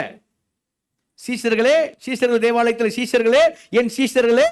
இப்போ என்ன சொன்ன? இயேசு சொல்றேன், சீஷர்களே உங்களுக்கு சொல்றேன், எனக்கு செவி கொடுக்கிற உங்களுக்கு சொல்றேன், என் ஆடுகளாகி உங்களுக்கு சொல்றேன், என் சிநேகிதர்களாகி உங்களுக்கு சொல்றேன். நீங்க சரியா குருவை போல மாறுங்க. அல்லேலூயா. இப்ப சொல்லிட்டு இருங்க. சொல்லிட்டு என்ன சொல்ற? 40 வருஷத்துக்கு பின்னாடி பாருங்க என்ன சொல்றாரு. பின்னாடி வேற ஏதாவது பேசுறாரா பாப்போமா? இல்ல. ஏப்பா நீ ஏன்பா உன் கண்ணில் பெருசா இருக்க, சரியா? அடுத்தவங்க கண்ணில் இருக்க துரும்பு எடுத்து போடணும்னு நினைக்கிற? முதல்ல உன் கண்ணில் இருக்க உத்திரத்தை என்ன பண்ணு, முதல்ல செல்ஃப் எக்ஸாமினேஷன் பண்ணுப்பா. முதல்ல உன் கண்ணில் இருக்கிறத முதல்ல எடுத்து போடுப்பா. அப்புறம் அடுத்தவங்க கண்ணில் இருக்கிற துரும்புக்கு வழி பார்க்கலாம்பா நீ, சரியா? உடனே இதை பத்தி பேச நீங்களே வாசிங்க. உடனே இதை பத்தி 43 என்னது? நல்ல மரமானது கெட்ட கனி கொடாது, கெட்ட மரமானது நல்ல கனி கொடாது. அந்தந்த மரம் அதனதன் கனியினால் அறியப்படும். உடனே எதை பத்தி பேசுறாரு? கனி. அடுத்து 45 வாசிங்க. நல்ல மனுஷன் தன் இருதயமாகிய நல்ல பொக்கிஷத்திலிருந்து நல்லதை எடுத்து. இருதயத்தை என்னன்னு சொல்றாரு? தப்பு சொல்லுங்க. இருதயத்தை என்னன்னு சொல்றாரு? பொக்கிஷம். நல்ல பொக்கிஷம். பொக்கிஷம் மட்டும் நல்ல பொக்கிஷத்துல இருந்து. ஓகே, அவன் பொக்கிஷம், சரியா? எடுத்து எதை பத்தி தான் பேசுறாரு? அந்த குணாதிசயங்கள் பத்தி பேசிட்டு உடனே கனி கொடுக்கறது பத்தி தான் பேசுறாரு, சரியா? அடுத்து சொல்றாரு, என்ன சொல்றாரு? எனக்கு செவி கொடுக்குற நீங்கள் தான் சொன்னாரு. ஹலோ, எனக்கு செவி கொடுக்குற நீங்கள் தானே சொன்னாரு. இப்போ நம்ம இதை செய்யாம வேற ஏதாவது ஷோ ஆஃப் பண்ணணும். என்ன சொல்லுவாரு? அடுத்த வருஷம் வாசிங்க. சொல்லுவார் பாருங்க, நான் சொல்றது செய்யல. என்னை ஆண்டவரே ஆண்டவரே என்று நீங்கள் சொல்லியும் நான் சொல்லுகிறபடி நீங்கள் செய்யாம போகிறது. இப்போ கான்டெக்ஸ்ட் புரியுதா? எப்போ எங்க என்னை ஆண்டவரே ஆண்டவரேன்னு சொல்லி நான் சொல்றது செய்யாம போறீங்கன்னு எங்க எதை வச்சு சொல்றான்னு தெரியுதா? நான் சொல்லுங்கிறேன், நீ மறுரூபம் ஆகணும். கனிக்கு இம்பார்ட்டன்ஸ் கொடு. கனிகள் தான் முக்கியம். கனிக்கு என்ன போல குருவை போல நீ மாறணும். பார்த்துக்க, அதை தான் நீ செய்யணும். பாரு உன் பிதாவை பாரு, அவர் எப்படி இருக்காரு பாரு, அப்படிதான் நீ ஆகணும். அப்படி நான் சொல்லுங்கிறேன். ஆனா நீ வெளியில ஷோ ஆஃப்க்கு முக்கியத்துவம் கொடுப்பியா? அப்புறம் என்ன நோக்கி ஆண்டவர் ஆண்டவர் ஏன் சொல்றேன்? நான் சொல்றது செய்யாம நீ எதுக்கு ஆண்டவர் ஆண்டவன் சொல்றேன்றார். அவர் என்ன சொல்றாரு? அவர் என்ன சொல்லிட்டு சொல்றாரு? என்ன சொல்றாரு சொல்லுங்க டக்குன்னு. என்ன ஒரு லைன்ல சொல்றாரு? அவரை போல சொல்லுங்க. அவரை போல மாற சொல்றாரு. நான் சொல்றேன் நீ என்ன போல மாறுங்கிறேன். நீ அதை விட்டுட்டு வேற ஏதாவது செய்யலான்னு அது முக்கியத்துவம் கொடுக்குறேன்னு சொன்னா நீ என்னை ஆண்டவர் ஆண்டவர்னு ஏன் செய்யறேன்? ஏன் சொல்றேன் சொல்லிட்டு அடுத்து என்ன பண்றாரு? அடுத்து பாருங்க, என் வசனத்தின்படி வீடு கட்டுறவன் அந்த வீடு நிலைச்சிருக்கும், சரியா? வசனத்தின்படியான வாழ்க்கை. இதாங்க கான்டெக்ஸ்ட். இந்த செய்தி மறந்துடக்கூடாது. என்ன வருஷம் லாஸ்ட்டில் கேட்டால் இனிமே வர வருஷங்களுக்கு இதான் ஃபோக்கஸ். ஒரு அலையில சொல்லுவோமா? உச்சா மலையில சொல்லுவோமா? எதை நோக்கி பயணிக்கிறோம்? எதை நோக்கி பயணம்? இயேசு போல மாற நோக்கி பயணிக்கிறோம். சரியா புரியுதா இல்லையா? நான் சொன்ன ஒவ்வொரு சபைக்கும் ஒரு ஸ்பெஷாலிட்டி இருக்கும் அப்படின்னு. யாராவது அவங்களோட சபையின் ஸ்பெஷாலிட்டி சொல்லும்போது அப்படியா நல்லதுங்க, ரொம்ப சந்தோஷம், கர்த்தருக்கு மகிமை உண்டாகட்டும். எங்கள் சபையினோட ஸ்பெஷாலிட்டி என்ன அப்படின்னா, நாங்கள் இயேசுவை போல மாறுவது. அல்லேலூயா. அப்போ அதுக்காக என்ன பண்ணுறோம் அப்படின்னா, நெகேமியா 8:8 தான் எங்கள் சபையில் பண்ணுறது. நெகேமியா போடு பாஸ்கெட்டில் நெகேமியா 8:8 என்ன பண்ணுறாங்க? நெகேமியா 8:8 என்ன செய்கிறாங்க? அந்த நாட்களில் ஒரு பெரிய எழுப்புதல் வந்து நெகேமியா எஸ்ரா டைமில். இதனால தான் வந்துச்சு எழுப்புதல். இதனால் வந்துச்சு, அவர்கள் வாசித்தார்கள். எந்த பகுதியை வாசித்தார்களோ அந்த பகுதியிலிருந்து அர்த்தம் சொன்னார்கள். அந்த பகுதி அர்த்தம் சொல்லி அவைகளை ஜனங்களுக்கு விளங்க பண்ணினார்கள். பள்ளியில் சொல்லுவோமா? எழுதப்பட்ட பிரகாரத்தான் அப்படியே வாசிச்சாங்க. வாசிச்ச பகுதியிலிருந்து தான் அப்படியே அர்த்தம் சொன்னாங்க. அந்த அர்த்தம் சொல்லி ஜனங்களுக்கு விளங்க பண்ணாங்க. அங்க அப்போ அவங்கெல்லாம் மறுரூபம் ஆனாங்க. எஸ்ரா நெகேமியா டைம்ல அழுது ஒப்பு கொடுத்து மறுரூபம் ஆனாங்க ஜனங்கள். அதே மாதிரி நாங்க இப்போ ஆகிட்டு இருக்கோம். அல்லேலூயா. இல்லை ஏசு எங்கள் சபையில் மாறிட்டேன்னு சொல்லக்கூடாது, ஆகிட்டு இருக்கோம். சரியா? அதுதான் கரெக்டு. அப்போ அதுக்கு என்னதான் வழி அப்படின்னா, இதுதான் ஆண்டவர் விரும்புகிறாருன்னா, ஆண்டவர் விரும்புறது செய்வோம்ப்பா. அல்லேலூயா. நம்ம விரும்புறது செய்யலாமா? ஆண்டவர் விரும்புறது செய்யலாமா? நம்ம விரும்புறது செய்யலாம் சொல்லுங்க, மாற்றிடலாம். வேறு அடுத்த வருஷம் வேறு மாதிரி எழுதலாம் சொல்லுங்கள். ஷோ அப் நம்மளும் பண்ணோன்னா பண்ணலாம், நிறைய ஷோ அப்லாம் பண்ணலாம். சரியா? வேணாங்க. பைபிள் என்ன கேட்குதுன்னு பார்ப்போம். ஆண்டவர் என்ன விரும்புகிறாரு? ஆண்டவர் கனின்னு தான் விரும்புகிறார். அல்லேலூயா. பாரமானதெல்லாம் வேணாங்கிறார். சரியா? நான் வந்து பாருங்க, நான் வந்து அற்புதங்களுக்கெல்லாம் நான் எதிரி இல்லை. ஆனால் அற்புதங்களால் நீங்கள் ஆண்டவர்கிட்ட வந்தவங்க நிறைய பேர் இருக்காங்க. அல்லையில சொல்லுவோமா? நம்ம சபையில் இருக்கிறாங்க அற்புதங்களால். ஆனால் அந்த அற்புதத்தோடு அவங்க நின்று இருக்க மாட்டாங்க. நிச்சயமா நான் என்னால் சொல்ல முடியும். அவங்க, நானே பார்த்துருக்கேன் நிறைய பேர் அற்புதத்தில் வந்தவங்க இன்னைக்கு சத்தியத்தில் நல்லா வளர்ந்துருக்கிறாங்க. அதுதாங்க முக்கியம். என் பிள்ளைகள் சத்தியத்தில் நடக்கலாம்ங்கிற சந்தோஷம் எனக்கு உண்டு. அதுதான் இப்போ சொல்றாரு. இந்த அற்புதம் என்ன பண்ணுது அப்படின்னா, என்ட்ரி பண்ணுது, உள்ள கொண்டாருது. அவ்வளோதான். ஒரு இது தேவனால் தேவனால் உண்டான விஷயம் அப்படிங்கிறது காமிக்குது. அவ்வளோதான். ஆனால் எது ரொம்ப முக்கியம்னா சத்தியம் ரொம்ப முக்கியம். இந்த சத்தியத்தை தள்ளிட்டு ஷோ ஆஃப் மட்டும் முக்கியத்துவம் கொண்டா அற்புதம் அற்புதம், சரியா, அற்புதம் அற்புதம் அப்படின்னு வச்சுங்களேன், வேற மாதிரி ஆயிடுவோம். சீரியஸா இயேசுவே சொன்னார், கிறிஸ்து அங்கே இருக்கிறார், இங்கே இருக்கிறார். எப்போ? அது வந்து உபத்திர கால கான்டெக்ஸ்ட். ஓகே, மத்திய 24 கிறிஸ்து அங்கே இருக்கிறார் அப்படின்னா அங்கே ஓடாத. கிறிஸ்து இங்கே இருக்கிறார்னா இங்கே ஓடாத. ஏன்னா கூடுமானால் தெரிந்து கொள்ளப்பட்டவர்கள் வஞ்சிக்கப்படத்தக்கதாக அநேக அற்புதங்கள் அடையாளங்கள் யாரால் நடக்கும்? யாரால் நடக்கும்? இயேசுவால இல்லை. புரியுதா? டேஞ்சர். நான் ஒரே அதிகாரத்தில் ஆவியானவர் எப்படி எழுதி வச்சிருக்கான்னு காமிக்கிறேன். பைபிள் எப்படி பார்க்கணும்னு பாருங்க. ஒரே அதிகாரத்தில் கான்ட்ராஸ்ட். ஒருத்தர் உண்மையாக ரசிக்கப்பட்ட ஆளு, உண்மையாக ரசிக்கப்படாத ஆளு, ரெண்டு பேரும் ஒரே அதிகாரத்தில் கொண்டு வந்து காமிக்கிறாரு பாருங்க. என்ன டிஃபரன்ஸ் பார்ப்போம். அப்போஸ்தலர் 8ஆம் அதிகாரத்து வாங்க. ரெண்டு பேருக்கும் ஒரே ஆள் தான் பிரசங்கம் பண்ணுறான். அப்போஸ்தலர் 8ஆம் அதிகாரத்தில் ரெண்டு பேருக்கும் பிலிப் தான் பிரசங்கம் பண்ணுறான். இந்த பக்கம் ஒருத்தன் மாய வித்தைக்காரனாகிய சீமோன், அந்த பக்கம் எத்தியோப்பிய மந்திரி. இவன் வந்து சமாரிய பட்டணத்தில் இருக்கிறான். அவன் எருசலேமிலிருந்து எத்தியோப்பியா போயிட்டு இருக்கான். ஆந்தவே இவனை சந்திச்சான். இங்கே இவன் பிலிப்பு இந்த பட்டணத்துக்கு வர்றதுக்கு முன்னாடியே அவனை கொடுத்து வாசிக்கிற 9ஆம் வசனம் வாசிக்கிற 9ஆம் வசனம். சீமோன் என்னும் பேர் கொண்ட ஒரு மனுஷன் அந்த பட்டணத்திலே மாய வித்தைக்காரனாய் இருந்து தன்னை ஒரு பெரியவன் என்று சொல்லி சமாரியா நாட்டு ஜனங்களை பிரமிக்க பண்ணி கொண்டிருந்தான். தேவனுடைய பெரிதான சக்தி இவன்தான் என்று எண்ணி சிறியோர் பெரியோர் யாவரும் அவனுக்கு செவி கொடுத்து வந்தார்கள். அவன் அநேக காலமாய் தன்னுடைய மாய வித்தைகளினாலே அவர்களை பிரமிக்க பண்ணினதினால் அவனை மதித்து வந்தார்கள். ஏற்கனவே பயங்கரமா பண்ணிக்கிட்டு இருக்கான், மெஜிஷியன், மாயவத்தை பண்ணுகிறான். இப்ப பிலிப் அந்த பட்டணத்துல வந்து இயேசு கிறிஸ்து கொடுத்து 12ஆம் வசனம் பாருங்க. இயேசு கிறிஸ்து கொடுத்து தேவராஜ்யம் கொடுத்து பிரசங்கிக்கிறான். பிலிப்பு பிரசங்கம் பண்றான். ஜனங்கள் போட்டுருக்கு பாருங்க. ஜனங்கள் அந்த பிரசங்கத்தை கேட்டு சத்தியத்தை அவர்கள் விசுவாசித்த போது புருஷ ஸ்திரீகள் ஞானஸ்தானம் பெற்றார்கள். அல்லேலூயா. எதை கேட்டு? சத்தியத்தை கேட்டு. பிலிப்பு மூலமாகவும் அற்புத அடையாளம் நடந்துச்சு. அடுத்த வருஷம் பாருங்க, பயங்கரமான அற்புத அடையாளம் பிலிப் மூலமா நடக்கும் போது இவன் பிரமிக்கிறான். யாரு? இந்த சீமோன் பிரமிக்கிறான். இப்போ இவனும் அங்க ஞானஸ்தானம் எடுத்தான் போட்டுருக்கு. 13ஆம் வசனம் பாருங்க. சீமோனும் விசுவாசித்து ஞானஸ்தானம் எடுத்தான் போட்டுருக்கு. ஆனா அவன் சத்தியத்தை விசுவாசித்து எடுக்கல. உண்மையா ரசிக்கப்பட்டவன் அவன் விசுவாசித்து அப்படிதான் போட்டிருக்கு. இந்த பாலகத்தை விதிக்கப்பட்ட மாதிரி போட்டிருக்கு. விசுவாசி ஞானஸ்தானம். அவன் கண்ணெல்லாம், அவன் ஃபோக்கஸ்லாம் எதில் இருக்குன்னா, ஏற்கனவே இந்த ஊரில் நான் பிரமிக்க பண்ணிக்கிட்டு இருக்கேன், இவன் ஒருத்தன் வந்து இவன் நல்லா பண்ணுறான், நிறைய பண்ணுறான், சரியா, அப்போ அது எனக்கு வேணும்.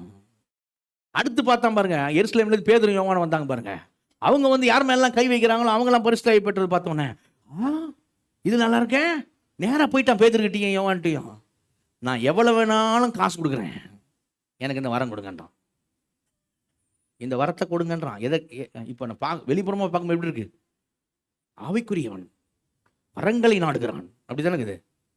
இந்தாங்க எப்படி ஆகிலும் அந்த வரத்தை எனக்கு தாங்க அப்படின்னு எப்படி இது கேட்கும்போது, பேதுரு என்ன பண்ணார்? இருதயத்தை ஆவியானவர் இருதயத்தை பார்க்க வச்சார்.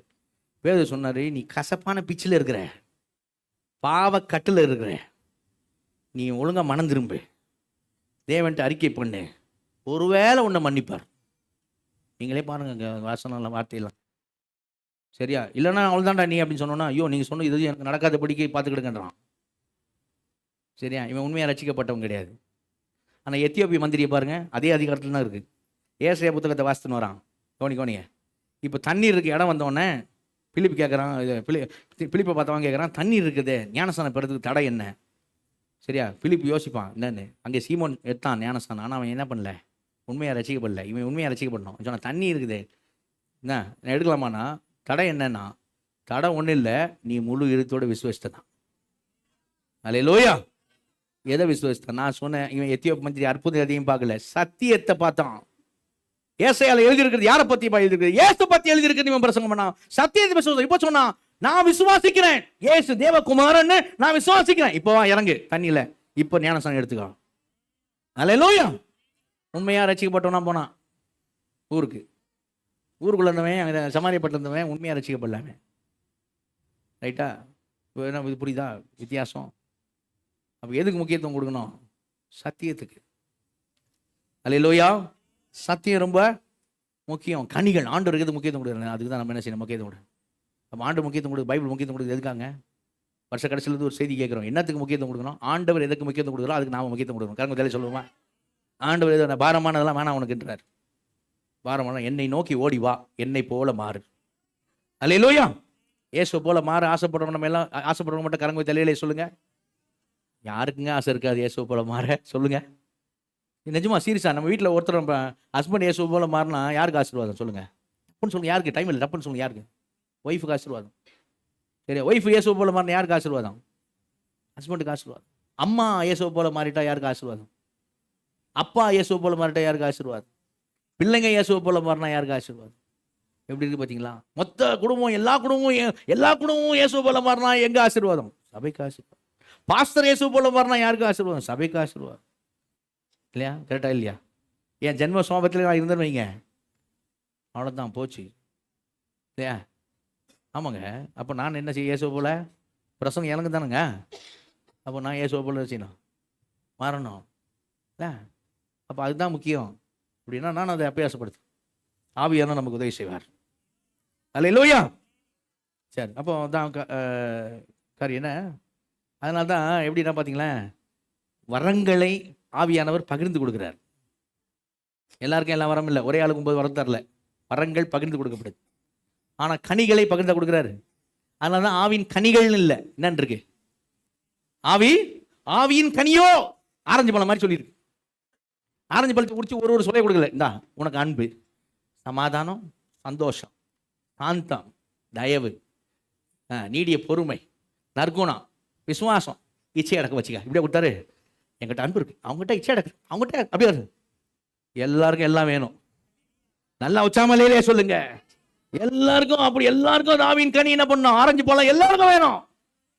அல்லேலூயா. ஒரு சொல்ல கிடையாது, எல்லாருக்கும் எல்லாம் இருக்கணும்னு விரும்புறாரு.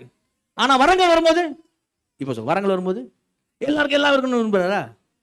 இல்ல, பிரிச்சு கொடுக்குறாரு, பிரிச்சு தர்றாரு. எல்லாம் இருக்கணும் அவசியம் இல்லை உனக்கு. ஆனா கனி மட்டும் என்ன செய்யணும்? வரங்கள் 9 உனக்கு இருக்கணும் அவசியம் இல்லை. ஆனா அந்த கனி 9 என்ன பண்ண உன்ட்ட? 9 சுளையும் உன்ட்ட இருக்கணும். அல்லேலூயா. அதானே விரும்புறே? ஏன்னா 9 சேர்ந்து இருந்தா தான் இயேசு போல மாற முடியும். நல்ல இல்லையில சொல்லுவோமா? 9 சேர்ந்து இருந்தா தான் இயேசு போல மாறும். ரைட்டா? புரியுதா? தெளிவு. சரியா? வருஷ கடைசியில் ஒரு தெளிவு. அல்லேலூயா. அப்போ நம்ம அதை ஃபோக்கஸ் பண்ணுவோம். ஓட்டத்தில் ஓடுகிறார், இயேசுவை நோக்கி பொறுமையோடு ஓட கடவுள். இயேசுவை போல மாறுவதுக்காக ஓடும். அல்லேலூயா. 2வது கேளுங்க. 2வது எப்படி 12:1 வாசிங்க. முடிச்சிடலாம். பயப்பட வேண்டாம். 2 வாசி. ஆகையால் மேகம் போன்ற இத்தனை திரளான சாட்சிகள் நம்மை சூழ்ந்து கொண்டிருக்க பாரமான யாவற்றையும் நம்மை சுற்றி நெருங்கி நிற்கிற பாவத்தையும் தள்ளிவிட்டு விசுவாசத்தை துவக்குகிறவரும் முடிக்கிறவருமாய் இருக்கிற இயேசுவை நோக்கி நமக்கு நியமித்திருக்கிற ஓட்டத்தில் பொறுமையோடே ஓடக்கடவோம். ரெண்டாவது பாவத்தை தள்ளிட்டு ஓடுன்றார். கவனிங்க, பாவத்தை தள்ளி. இங்க பாவம்னு ஒரு பேசுறது நீங்க 4ஆம் வசனம் பார்த்தீங்கன்னா, நம்ம இன்னும் பாவத்துக்கு எதிராக ரத்தம் சிந்துறவர்களுக்கு நீங்க இன்னும் போராடலன்றாரு. அந்த கான்டெக்ட் என்னன்னா, விசுவாசம் மறுதளிப்பு பற்றியா பேசினார் எபிரேயர். சரியா, விசுவாசம் மறுதளிப்பு தான் சொல்லுவார். நீ அவன் இயேசு மறுதளிக்கணும் சொல்லும்போது எல்லாம் அடிப்போம் மதப்பண்ணு, அந்த ரத்தம் சிந்துற அளவுக்கு நீ இன்னும் போராடலன்றார். அதனால பாவம் பற்றி பேசவே இல்லையா அப்படின்னு நம்ம நினச்சிக்க கூடாது. பேசுறாரு. எப்போ பேசுறாருன்னா, நீங்கள் அதில் 5ஆம் வசனத்துலேருந்து 13ஆம் வசனம் வரைக்கும் பார்த்தீங்கன்னா என்ன சொல்லுவார் இருக்குது. அப்படி சொல்லி வீட்டில் போய் வாசிச்சு பாருங்க. என்னதான் சொல்லுவார் அப்படின்னா, எப்பா பாடுகள் இருக்கு, உபத்திரம் இருக்குன்னு சோர்ந்து போகாத. பாடு உபத்திரம்லாம் தேவன் பயன்படுத்துகிற டூல். தேவன் நம்ம இயேசுவை போல மாத்துறதுக்காக பயன்படுத்துகிற டூல். அது ஒரு லெசன். அப்பா பிள்ளைக்கு எடுக்கிற லெசன் மாதிரி பாது. அவருடைய பரிசுத்தத்துக்கு நாம் பங்குள்ளூர் ஆகும் பொருட்டு, நல்லா இல்லையில சொல்லுவோமா, அந்த பரிசுத்தத்துக்கு நாம் பங்குள்ளூர் ஆகும் பொருட்டு தேவன் நம்ம என்ன பண்றாரு, சிச்சிக்கிறார்ப்பா. அதனால சோர்ந்து போய் ஒருவேளை நீ முடங்கி போய் கிடந்தீங்கன்னா முடங்கின முழங்கால்களை நிமித்திப்போ, எலும்பிப்போ. சரியா, பாருங்க நீங்களே, எலும்பு முடங்கின முழங்கால் சொல்லி நிமித்து. நீ தவறா புரிஞ்சுன்னுக்கிற. என்னன்னு, தேவன் என்னை நேசிக்கல, தேவன் என்னை நேசிக்காதனால தான் இது எனக்கு அனுமதிச்சாரு அப்படின்னு நீ நினைச்சுன்னு இருக்கிற. தேவன் என்னை கைவிட்டாரு, அதனால தான் இந்த பிடிப்பட்ட காரியத்தை எனக்கு அனுமதிச்சாரு. ஏன் என் வாழ்க்கையில் ஆண்டவர் இதை அனுமதிச்சாரு? ஏன்னா அவர் நேசிக்காம விட்டுட்டாரு, என்னை கைவிட்டுட்டாரு. அவருக்கு எனக்கு என்னை பிடிக்காம போயிடுச்சு அப்படின்னு நீ நினைக்கிற. இல்ல இல்ல இல்ல, உன்னை அதிகமா நேசிக்கிறதுனால அவர் இதை அனுமதிச்சிருக்காரு, உன்னை இயேசுவை போல மாத்துறதுக்காக. அல்லேலூயா. அப்படிதாங்க சொல்லுது. அதனால ஒருவேளை நீ இப்போ முடங்க உன்னை அப்படி சோர்ந்து போயிருந்தீங்கன்னா, முடமா இருக்கிறது பிசைக்க போகாம சொஸ்தமாகும்படி உன் வழியை சேவைப்படுத்து. Come on, stand up. அதான் அங்க இருக்குது. சரியா, சொல்றாரு. எப்படின்னா, யாவரோட என்ன பண்ண, சமாதானமாயிரு. யாரை வேணாலும் ஆண்டவர் பயன்படுத்துவார். புரியுதா? உன்னை உருவாக்குறது யாரை வேணாலும் ஆண்டவர் பயன்படுத்துவார். அதனால அவங்க மேல நீ எதுவும் என்ன பண்ணாத, கோபமா இருக்காது. யாவரோட சமாதானமா இரு. பரிசுத்தம் எப்படி பார்த்து பரிசுத்தமா இரு. இங்கே பாவக்காரியம் தான் சொல்றாரு. பரிசுத்தம் இல்லாமல் தேவனை தரிசிப்பது கூட அது காரியம். சரியா, பரிசுத்தமாக ஒருவனை கர்த்தரை தரிசி. என்ன பரிசுத்தம்? இதுக்கான என்ன பரிசுத்தம்னா, தகுதி நிலை பரிசுத்தம் அப்படிங்கிறது நம்ம 1 Corinthians 6:11 வாசிக்கிறோம். சிலர் நீங்கள் இப்படிப்பட்டுள்ள இருந்தீர்கள், பரிசுத்தமாக்கப்பட்டீர்கள் வாசிக்கிறோம்ல, அதை ரட்சிப்பு. பரிசுத்தமாக்கப்படுகிறது தான் ரட்சிப்பு. ஓகே, தகுதி நிலை பரிசுத்தத்தை அவர் தந்துடுறார். நம்ம நிறைவான பரிசுத்தத்துக்குள்ள போகிறோம். அவர் இருக்கிற வண்ணமாகவே நாம் அவரை தரிசிப்ப நாளுக்கு ஒப்பா இருப்போம் என்று அறிந்திருக்கிறோம். நிறைவான பரிசுத்தத்துக்குள்ள போகிறோம். ரெண்டுக்கு நடுவில் நடைமுறை பரிசுத்தம் இருக்குது. இப்படிப்பட்ட நம்பிக்கை வைத்திருக்க எவனும் தன்னை சுத்திகரித்துக் கொள்கிறான்னு சொல்லுது பைபிள். அப்போ நடைமுறை பரிசுத்தத்தை பற்றி இந்த பேசுது. நடைமுறை பரிசுத்தத்தில் என்ன செய்யணும்? நீ நடந்து வரணும். தொடர்ந்து லைசன்ஸ் கொடுத்த மாதிரி அப்படி ஓடாத. கிருபை காம விகாரத்துக்கு எதுவோ புரட்டாத. குழந்தைய கொண்டு போய் சூரிய வெளிச்சத்தில் போடுறேன்னு ஒரு நாள் ஃபுல்லாக போட்டு வராத. சரி, செத்தே கூட போகும். அதனால நடைமுறை பரிசுத்தத்தில் வா. தகுதிநிலை பரிசுத்தம் அவர் கொடுத்தாரு, நிறைவான பரிசுத்தத்தில் கொண்டு போவார். நடுவில் நடைமுறை பரிசுத்தத்துக்கு அவரோடு சேர்ந்து நட. அல்லேலூயா. அதான் சொல்றேன். சரியா, பரிசுத்தம் இன்னும் பரிசுத்தமா, இன்னும் வா அப்படிதான். சரியா, நீ விழும்போது அவர் உதவி செய்வார். சரியா, அவர்கிட்ட அறிக்கை பண்ணு, மன்னிப்பு கேளு, எலும்பு பிரகாசி, கரம் பிடிச்சு நடத்துவார். நடத்தினா தொடர்ந்து போயிட்டே இரு, நிற்காத. அதுதான் அவருக்குனே, அதுதான் கிறிஸ்துவ வாழ்க்கை. சரியா, அப்படியே பரிசுத்தம் என்ன செய்ய நடக்கணும் சொல்லி ஒரு வார்த்தை சொல்றாரு. வாசிங்க இப்போ அடுத்த வசனம். எப்படி 15 வாசிங்க. எப்படி 12:15. ஒருவனும் தேவனுடைய கிருபையை இழந்து போகாதபடிக்கும் யாதொரு கசப்பான வேர் முளைத்தெழும்பி கலக்கம் உண்டாக்குகிறதினால் அநேகர் தீட்டுப்படாதபடிக்கும் ஒருவனும் வேசி கள்ளனாகவும் ஒருவேளை போஜனத்துக்காக தன் சேஷ்ட புத்திர பாகத்தை விற்று போட்ட ஏசாவை போல சீர்கட்டவனாகவும் இராதபடிக்கும் எச்சரிக்கையா இருங்க. 15 வசனம் போல ஸ்கிரீன்ல 15 வசனம். அது 15 வசனம் சொல்றாரு. அப்படின்னா நம்ம ஏற்கனவே பார்த்தோம், ஒருவனும் தேவனுடைய கிருபை இழந்து போகாதபடிக்கு, அதாவது சன்லைட் எனக்கு வேணாம், இந்த குழந்தைக்கு வேணான்னு அப்படி வச்சிடறது. சரி, அப்படி பண்ணாத அப்படின்னு சொல்லிட்டு அடுத்து சொல்றாரு, யாதொரு கசப்பான வேர் முளைத்தெலும்பி கலகம் உண்டாக்குறதுனால அநேகர் தீட்டுப்படாதபடிக்கும். இது என்னது?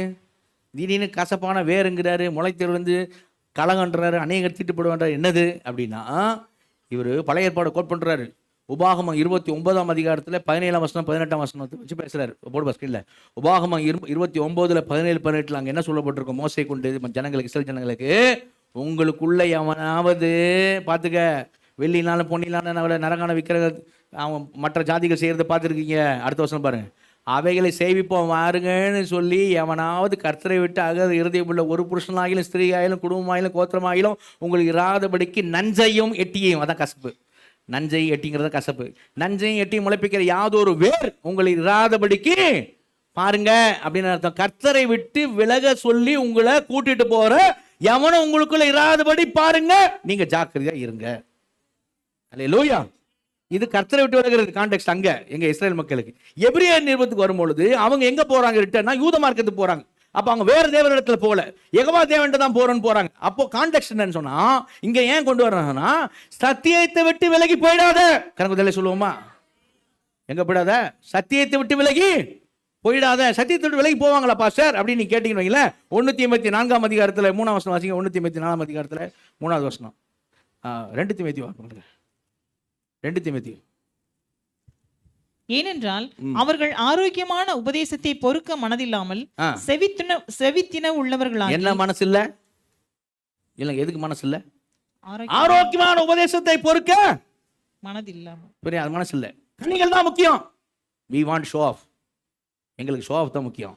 ஓகே, அதை பொறுக்கிறதுக்கு மனது இல்லாமல் செவித்துணர்வுள்ளாகி தங்கள் சுய இச்சைகளுக்கேற்ற போதகர்களை தங்களுக்கு திரளாக சேர்த்துக்கொண்டு, நமக்கு பிடிச்ச மாதிரி யார் பிரசங்கம் பண்றா, யார் சொல்றா பாப்போம் அப்படின்னு போயிடுறாங்க. சேர்த்துக்கொண்டு அடுத்த வருஷம் வாசிங்க. சத்தியத்துக்கு செவியை விலக்கி கட்டுக்கதைகளுக்கு சாய்ந்து போகும் காலம் வரும். பைபிள் வசனத்தை இருக்கிற வண்ணமாக அருளப்பட்ட பிரகாரமாய் பிரசங்கம் பண்றதை விட்டுட்டு வெளியில போய் கட்டுக்கதைகள் சாய்ந்து போகும் காலம் வரும். அதனால தீமோத்தேயு நீ கட்டுக்கதை சொல்லு அப்படியே சொன்னாரு. அடுத்த வருஷம் வாசிங்க. நீயோ எல்லாவற்றிலும் மனத்தெளிவுள்ளவனா இரு, தீங்கு அனுபவி, சுவிசேஷகனுடைய வேலையை செய், உன் ஊழியத்தை நிறைவேற்று. அல்லேலூயா. 2ஆம் வசனம் பாருங்க. சமயம் வாய்த்தாலும் வாய்க்கா விட்டாலும் எதை பிரசங்கம் பண்ணு, ஜாக்கிரதையா கட்டுக்கதையை சொல்லு சொன்ன திருவசனத்தை பிரசங்கம் பண்ணு. உனக்கு இது ஆப்ஷன் இல்லை. 1ஆம் வசனம் பாருங்க. உனக்கு நான் கட்டளை கொடுக்குறேன். ஆவியான சொல்றார், ஊழியக்காரனே உனக்கு நான் கட்டளை எடுக்கிறேன். சரியா? எதை பிரசங்கம் பண்ணு? நீ வசனத்தை பிரசங்கம் பண்ணு. அல்லேலூயா. அப்போ சத்தியத்தோடு விலகி போகிறவங்க இருப்பாங்களா? ஆமா இருப்பாங்க. அதனால தீமோத்தேயுக்கு அவர் எழுதுறாரு, சத்தியத்தோடு விலகி போவாங்க. சரியா? போவாங்க. இப்போ இதே விஷயம் தான் கலாத்திய சபையில் நடந்துச்சு. அப்ப கலாத்திய சபையில சொன்னார் தெரியுமா? கிருபையிலிருந்து விழுந்தீங்க அந்த இடத்துக்கு வாங்க. அங்க என்ன சொல்றாரு பாருங்க. இப்ப எபிரேயாக்கி சொல்றாருல, அநேகர் கவனிங்க, கலகம் உண்டாக்குறதுனால அநேகர் திட்டுப்படாத படிக்கின்ற அந்த வேர், கசப்பான வேர். அது அந்த வேர் வந்து என்ன பண்ண அப்படி படரும். சரியா? கேன்சர் மாதிரி அது படரும். அப்போ சத்தியத்தை விட்டு போகணும்னு நினைக்கிறவங்க சும்மா போக மாட்டாங்க. அவங்க என்ன பண்ணுவாங்கன்னா, அவங்க போறது மட்டும் இல்லாம உன்னையும் தூக்கிட்டு போக பார்ப்பாங்க. அதான் படறது. அங்கேயே சொல்றாரு, கலாத்தியால சொல்றாரு பாருங்க. என்ன சொல்றாரு? கலாத்தியர் 5ஆம் அதிகாரத்தில் 4ஆம் வசனம் 5ஆம் வசனம் வாசிங்க. 4:5. நியாயப்பிரமாணத்தினால் நீதிமான்களாக விரும்புகிற நீங்கள் யாவரும் கிறிஸ்துவை விட்டு பிரிந்து கிருபை நின்று விழுந்தீர்கள். நாங்களோ நீதி கிடைக்கும் என்று ஆவியை கொண்டு விசுவாசத்தினால் நம்பிக்கையோட காத்திருக்கிறோம். கிறிஸ்து இயேசுவினிடத்தில் விருத்த சேதனமும் விருத்த சேதனம் இல்லாமையும் ஒன்றுக்கும் உதவாது.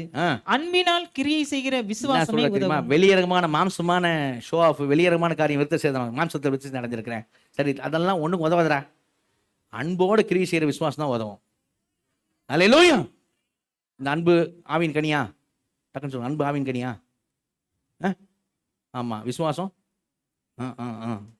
புரியுதா? அதெல்லாம் உதவாதரா? இதான உதவுன்றார். ஓகே, தொடர்ந்து வாசிங்க.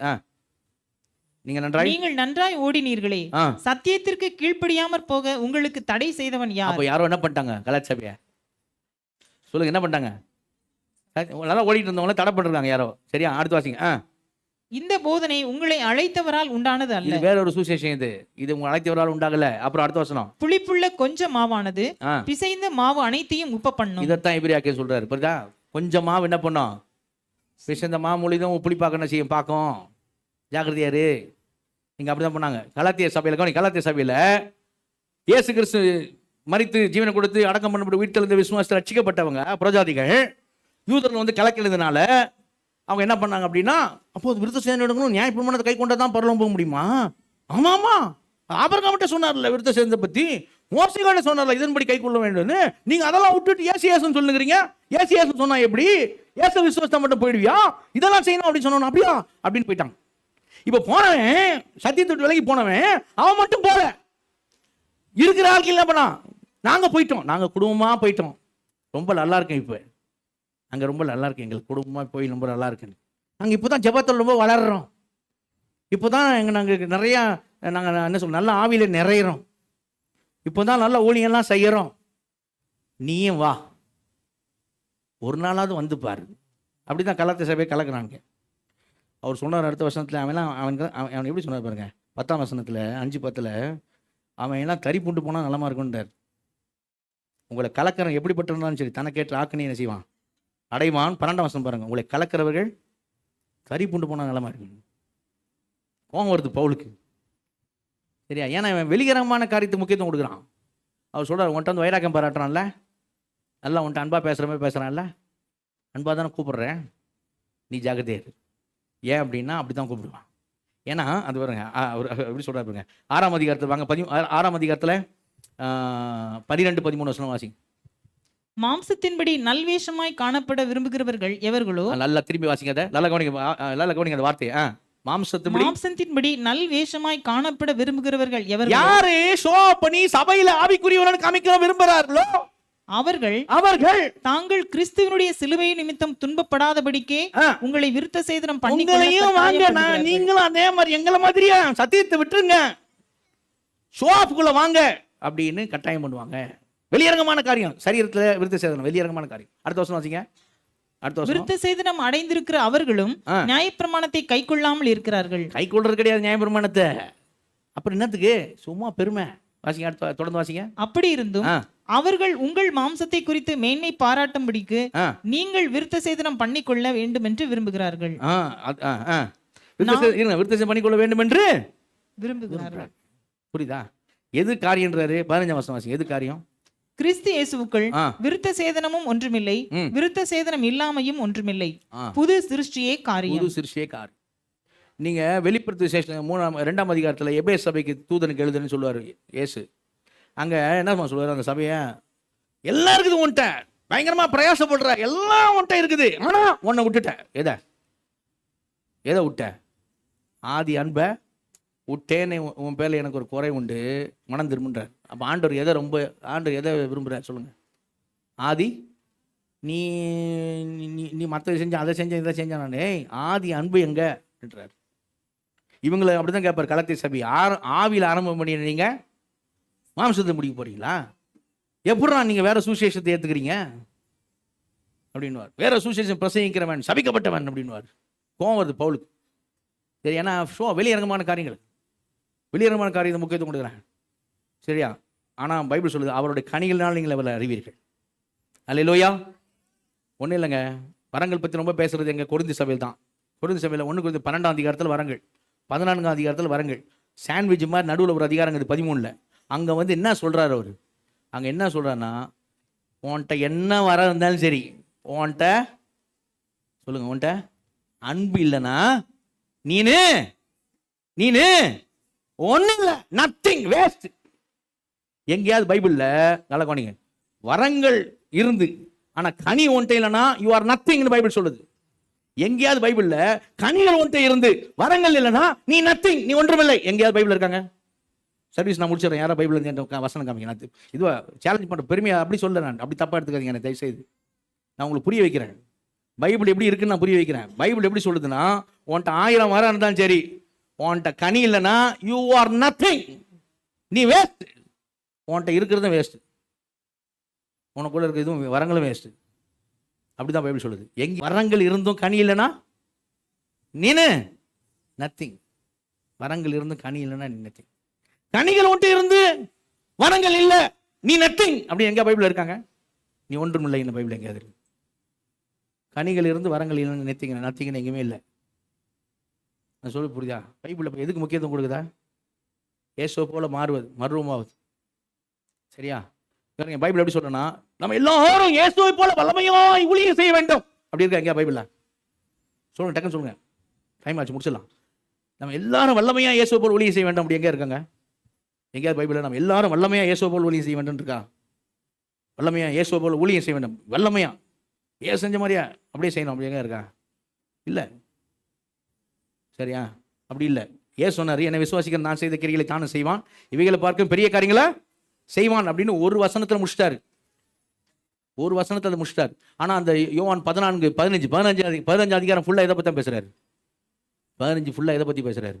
என்னை நிலைத்திருங்கள், என் அன்பில் நிலைத்திருங்கள், என்னுடைய வார்த்தையில் நிலைத்திருங்கள், நீங்கள் மிகுந்த கனிகளை கொடுப்பீர்கள், என் பிதாவும் மகிமைப்படுவார், எனக்கு சீஷராகவும் என்னில் கனி கொடுக்காத கொடியதுவோ கனி கொடுப்பீர்கள். கனி கனி கனி அப்படிதானே பேசுறாரு. அப்படிதானே பேசுறாரு. சரியா? பைபிளுக்கு முக்கியத்துவம் நீங்களே பாருங்க. இயேசு அங்கே தான் சொல்றாரா? 150 சங்கீதம் முதல் சங்கீதம் என்ன சொல்லும்? முதல் சங்கீதம் எதை பத்தா இருக்கு? முதல் சங்கீதம், கர்த்தருடைய வேதத்தில் இரவும் பகலும் தியானம் இருக்கிற மனுஷன் பாக்கியவான். அவன் அவன் என்ன பண்ணுவான்? நடப்பட்டு என்ன செய்வான்? தன் காலத்தில் கனியை தந்து இலையுள்ள மரத்தை போல இருப்பான். அவன் செய்வதெல்லாம் தன் காலத்தில் கனியை தருவான். கனி, சரியா? புரியுதா இல்லையா? கனி கனின்னா அவனால் ஷோவா பண்ண முடியாது. கனியை எதை ஷோவா பண்ண முடியும் அப்படின்னா வெளியிடமான காரியத்தை ஷோவா பண்ண முடியும். அப்போ ஷோவா பண்ணுறேன்னு போயிடுவான் தான். கனி இம்பார்ட்டன்ஸ் புரியுதா? புரியுதா சொல்றது? பவுல தான் சொல்லுவார் கலெக்டர் சேவை, ஏடே சத்தியத்தை சொல்லி நான் சத்துருவ மாட்டேன் உங்களுக்கு அப்படின்னு. நான் சொன்னது சத்தியம்டா, சத்தியத்தை சொன்னேன், சத்துருவ மாட்டேன். இப்போ அந்த இடத்துல பேசினார்ல கலெக்டர் 5 வாசம்ல, அங்கேயே என்ன கான்டெக்ட்ல பேசுறாரு பாருங்க. அந்த வாசம் முடிப்போம். கலெக்டர் 5க்கு வாங்க. அங்க உங்க கலக்கிறவர்கள் எல்லாம் பேசினார்ல, சொல்லிட்டு என்ன சொல்றாரு? 13 வாசிங்க, 13 வாசிங்க டக்குன்னு. சகோதரரே, நீங்கள் சுயாதீனத்திற்கு அழைக்கப்பட்டீர்கள். இந்த சுயாதீனத்தை நீங்கள் மாம்சத்திற்கு ஏதுவாக அனுசரியாமல் அன்பினாலே ஒருவருக்கொருவர் ஊழியம் செய்யுங்கள். உன்னிடத்தில் நீ அன்பு கூறுவது போல பிறனிடத்திலும் அன்பு கூறுவாயாக என்கிற இந்த ஒரே வார்த்தையிலே நியாயப்பிரமாணம் முழுவதும் நிறைவேறும். எதை பத்தி பேசுறாரு? அன்பு. நியாயப்பிரமாணம் முழுவதும் 613 இது உள்ள வந்துச்சு. சரியா? தொடர்ந்து நீங்க பாத்தீங்கன்னா நீங்க பாருங்க, டைம் இல்லை நமக்கு. 18 வசனம் ஆவியில நடத்தப்படணும். 19, 20, 21 வசனம் மாம்சத்தின் கிரியை வேண்டாம் உனக்கு. 22 பாருங்க ஆவியின் கனியும் சொல்லிட்டு 23 என்ன சொல்றாரு? இப்படிப்பட்டவர்களுக்கு விரோதமான பிரமாணம் இதுக்கு நிகரா ஒன்றும் இல்லைப்பா. இதுக்கு விரோதமான பிரமாணம் ஒன்றும் இல்லை. சபையே நமக்கு என்ன தேவை சொல்லுங்க? ஆவியின் கனி. மாரமானதையும் பாவத்தையும் உதறி தள்ளிட்டு இயேசுவை நோக்கி ஓடுறதுக்கு, அவர் நியமித்திருக்க ஓட்டத்தில் பொறுமையோட இயேசு போல மாறணும். அல்லேலூயா. அதுக்கு பாடுகள் நமக்கு உதவி செய்யும், பாடுகளும் உதவி செய்யும். வசனம் ஆவியானவர் நமக்கு உதவி செய்வார் நோக்கி ஓடும். அதான் 3வது பாசம். இயேசு மேலே பாசம் வச்சு. என்ன பாசம் அப்படின்னா, நீங்கள் அந்த அங்கே ஒருத்தர் சொல்கிறார்ல, ஏசாவை பற்றி சொல்கிறார்ல, ஏசா போல இருக்க வேண்டாம் அப்படின்னு வருதுல்ல. அங்கே வாசிங்க ஏசாயில், சாரி எபிரேயர்ல 12ஆம் அதிகாரத்தில் 16ஆம் வசனம் வாசிங்க. 16. ஒருவனும் வேசிக்கள்ளனாகவும் ஒருவேளை போஜனத்துக்காக தன் சேஷ்ட புத்திர பாகத்தை விற்று போட்ட ஏசாவை போல சீர்கெட்டவனாகவும் இராதபடிக்கும் எச்சரிக்கையா இருங்கள்.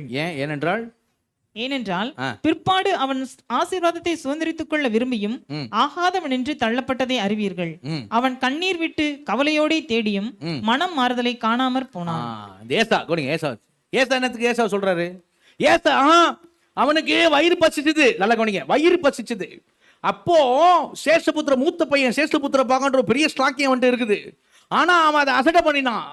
ஏன் அசட்டை பண்ணானா? இப்போ எனக்கு கூழ் வேணும் தம்பி, எனக்கு கூழ் கொடுறா அவன் சொன்னான். உன் சேஷ்ட அவன் எதிர் மாதிரி கருத்தாக்கிற பாருங்க. சேஷ்டபுத்திர பாகத்தை தந்துருவியா? அது இருக்க எனக்கு நீயே வச்சுக்க, கூழ் மட்டும் ஒரு கோப்பையில கொடுன்றான். அப்ப இருக்க தேவை, இப்போ எனக்கு இருக்க தற்காலிக தேவைக்காக ஸ்லாக்கியமான ஒன்றை ஏசா வேணான்னு தள்ளிட்டான். இப்ப இருக்க தேவை, இப்ப நான் நிறையணும், எனக்கு என்ன, என் சந்தோஷம், நானு, எனக்கு, இப்படியே தான் தற்காலிகமானது. அதெல்லாம் அவருக்கு என்ன சந்தோஷம், அவருக்கு எது, அப்படி யோசிங்க. அப்படிதானே யோசிக்கணும். உண்மையான ஆராதனை எதுங்க? அவருக்கு பிரியமான ஆராதனை செய்யும்படிக்கு கிருபையை பற்றி கொள்ளுவோம். உண்மையான ஆராதனை பரிசுத்த ஜீவ பலியாக உங்களை ஒப்புக் கொடுப்பது உண்மையான ஆராதனை, புத்தியுள்ள ஆராதனை. அர்ப்பணிப்பு தான் புத்தியுள்ள ஆராதனை. அவர் வார்த்தை கீழ்ப்படுகிறது தான் புத்தியுள்ள ஆராதனை.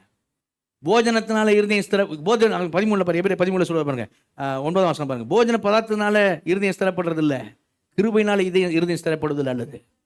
அல்லேலூயா. நீ நான் கையை வச்சேன் பலிகள் மேல, நான் ஸ்தானங்கள்லாம் பண்ணேன், நான் அந்த அந்த சமாதான பலியில நான் சாப்பிட்டேன், எவ்வளோ ஸ்திரப்பட்டிருக்குன்னு தெரியுமா அப்படின்னாத. அது இல்லடா ஸ்திரம், இருதயம் தானே ஸ்திரப்படணும். இதுல எப்படா நீ ஸ்திரப்படுவேன்? அதனால ஸ்திரப்படுறது அவர் கிருபையினால ஸ்திரப்படுறது தான் நல்லது. அல்லேலூயா. வார்த்தையினால, அவர் வார்த்தை கொண்டு கிருபையினால நீ ஸ்திரப்பட முடியும். உன் வார்த்தையை கொண்டு தான் உயிர்ப்பிப்பார். கிருபையினால ஸ்திரப்படுறது தான் நல்லது. அப்போ வெளியரங்கமான காரியம் இல்லை, வெளியரங்கமான காரியத்துக்கு முக்கியத்துவம் கொடுக்கல இல்லையா? அதான் சொல்றாரு.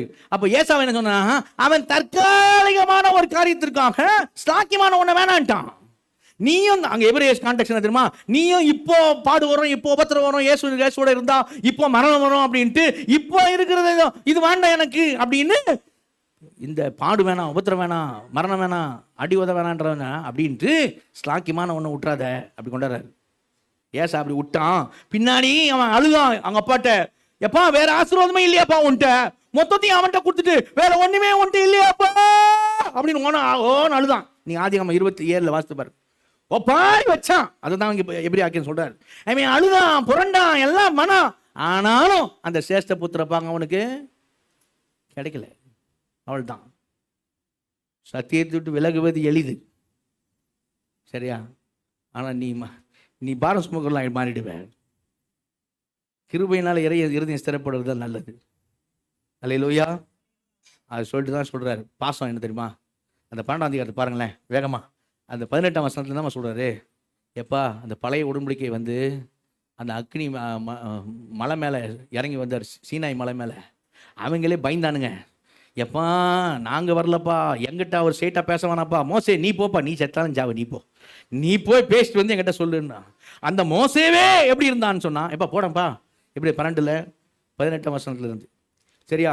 ஒரு ஆளாவது அந்த மலையை தொட்டான் அவன் செத்தான் அப்படி சொல்லப்பட்டிருக்காங்க. தொட்டான் செத்தான் அப்படி இருக்கு. கிட்ட வர முடியாது, பயந்தாங்க கிட்ட வர்றதுக்கு. மோசே நீ போ அப்படின்னா அவன் என்ன பண்ணான்? அவனே பயந்து நடுங்கத்தக்கதாக, புரியுதா இல்லையா? அவனே நின்று, அவன் பாவம் என்னன்னு யார் பெத்த பிள்ளையோ அவனை தள்ளி விட்டு அவனே செத்துருவனோ அப்படிங்கிற அளவுக்கு எப்ப அந்த வசனத்தை போடுப்பா யாரும் அழுக்க. அவன் என்ன பண்ணான்?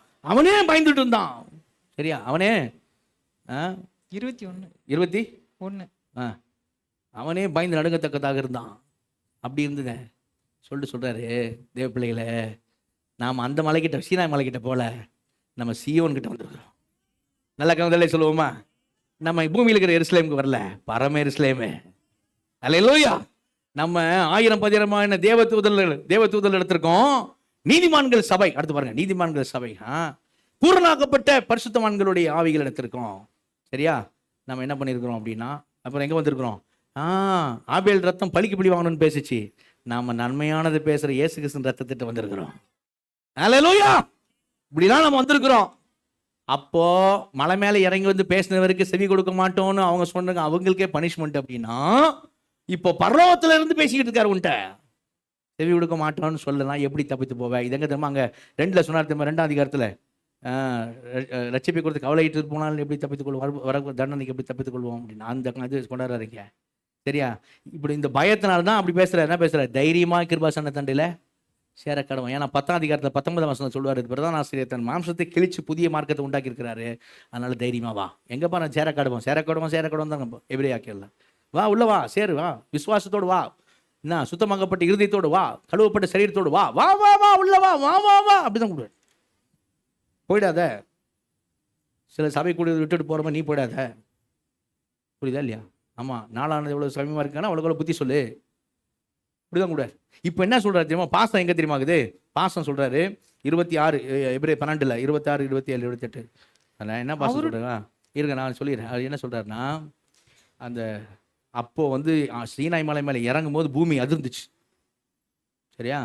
தீர்க்கதரிசன புத்தகத்தில் நான் இன்னொரு முறை நான் அசைய பண்ணுவேன் அப்படின்னு போட்டிருக்கு.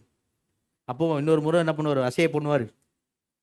அதே மாதிரி அவர் அசைய பண்ணும் போது என்ன அவன் பூமி கடைசியில் எல்லாம் மனுஷன் உண்டாக்குனதெல்லாம் விழுந்து அழிஞ்சு போயிடும், அசைவுகள் எல்லாம் போயிடும். அவரது மட்டும் அசையாத காரியங்கள் மட்டும்தான் நிற்கும். அல்லேலூயா. அவர் பச்சை காசு தோசம் பாருங்க, அவர் பச்சைக்கிற அக்கினியா இருக்கிறாரு. தேவ பிள்ளையே, இப்படி எல்லாத்தையும் அவர் காலி பண்ண போறாரு, எல்லாத்தையும் அழிக்க போறாரு. ஆனா உன் மேல கொண்ட பாசத்தினால உனக்கு அசைவில்லாத ராஜ்யத்தை கொடுக்க போறாரு. நல்லா இல்லையே சொல்லுங்க. எல்லா ராஜ்யமும் எல்லாமும் காலியாகும் இந்த உலகத்துல, எல்லாம் போயிடும், எல்லாம் அழிஞ்சு போகும். ஆனா நீ அழிய மாட்ட. உனக்கு அசைவில்லாத ராஜ்யத்தை, முந்தின வருஷம் 28 போடுப்பா, நீ உனக்கு அசைவில்லாத ராஜ்யத்தை என்ன பண்ண போறாரு? கொடுக்க போறாரு. அந்த அசைவில்லாத ராஜ்யத்தை பெற போகிற நீ எதனால பெற போற? உன்னை அவர் ரட்சித்திருக்கனால, அந்த கிருபையினால தான். அந்த கிருபையை பற்றி கொண்டிரு. அல்லேலூயா. பாரத்தை விட்டுரு, பாவத்தை விட்டுரு, பாசமா கிருபை என்ன பண்ணு, பற்றிக்கொள்ளு. சரியா? தைரியமா கிருபா சண்டை தண்டில் சரி, உனக்கு என்ன பிரச்சனைனாலும் அது கேட்ட கிருபையை விட்ட இருக்குது. அவர் எதுக்கு முக்கியத்துவம் கொடுக்குறாரு, அதுக்கு என்ன பண்ணு, முக்கியத்துவம் கொடு. பாரமானதெல்லாம் வேணாம், பாவமான காரியங்கள் வேணாம். சரியா? விட்டுரு, கனிகளுக்கு முக்கியத்துவம் கொடு. இயேசுவை போல மாறுறதுக்கு என்ன செய், முக்கியம் கொடு. சரியா? நம்ம எல்லாரும் இயேசுவை போல வல்லமையை உள்ளே செய்யணும்னு சொல்லி பிதா சொல்லலை. ஆனால் ரோமர் 8:29 பாருங்க, நம்ம எல்லாரும் தன் குமாரனோட சாயலுக்கு ஒப்பா இருப்பதற்கு நம்ம முன்குறித்திருக்கிறார். ரோமர் 8:29 போடுப்பா. என்னங்க போட்டிருக்கு? எல்லாரும் வல்லமையாக இயேசுவை போல ஊழியம் செய்யணும்னு பைபிள் சொல்லலை. சரி, அப்படின்னு அவர் எல்லாருக்கும் எல்லா வரத்தையும் தரணும். நம்மகிட்ட இல்லை வல்லமையான ஊழியம் செய்யுது. அவர் எல்லாருக்கும் எல்லா வரத்தையும் தரணும், அப்படி இல்லை. ஆனால் எல்லார்ட்டையும் விரும்புறது என்னது? அவர் யாரெல்லாம் முன்குறித்தாரோ அவர்களை அழைத்திருக்கிறார், அழைத்தவர்களை நீதிமான்கள் ஆக்கியிருக்கிறார், நீதிமான்களை மையப்படுத்தியிருக்கிறார். அடுத்த வருஷம் சொல்லுது. அப்போ எதுக்கு முன்குறிச்சிருக்கிறாரு? எதுக்குங்க? எதுக்கு பூமியில் நம்ம என்ன செய்யணும்? 29 போடுப்பா. எதுக்கு நம்மளை முன்னேறிந்து முன்குறிச்சிருக்கிறார்? தம்முடைய குமாரன் அநேக சகோதரர்களுக்கு முதற்பெறாக இருக்கப்பட்டு தேவன் எவர்களை முன் அறிந்தாரோ அவர்கள் எல்லாரும் அவர்களை தம்முடைய குமாரன் இயேசு கிறிஸ்து சாயலுக்கு ஒப்பா இருப்பதற்கு. ஆமேன்னு சொல்ற மட்டும் ஒரு அலையிலே சொல்லுங்க. இயேசு போல மாறணும் விரும்புற மட்டும் அலையிலே சொல்லுங்க. அல்லேலூயா. நம்முடைய சபைக்கு ஆவியான உதவி செய்வாரா? ஏழ்மையில் இருப்போம், ஜெபம்.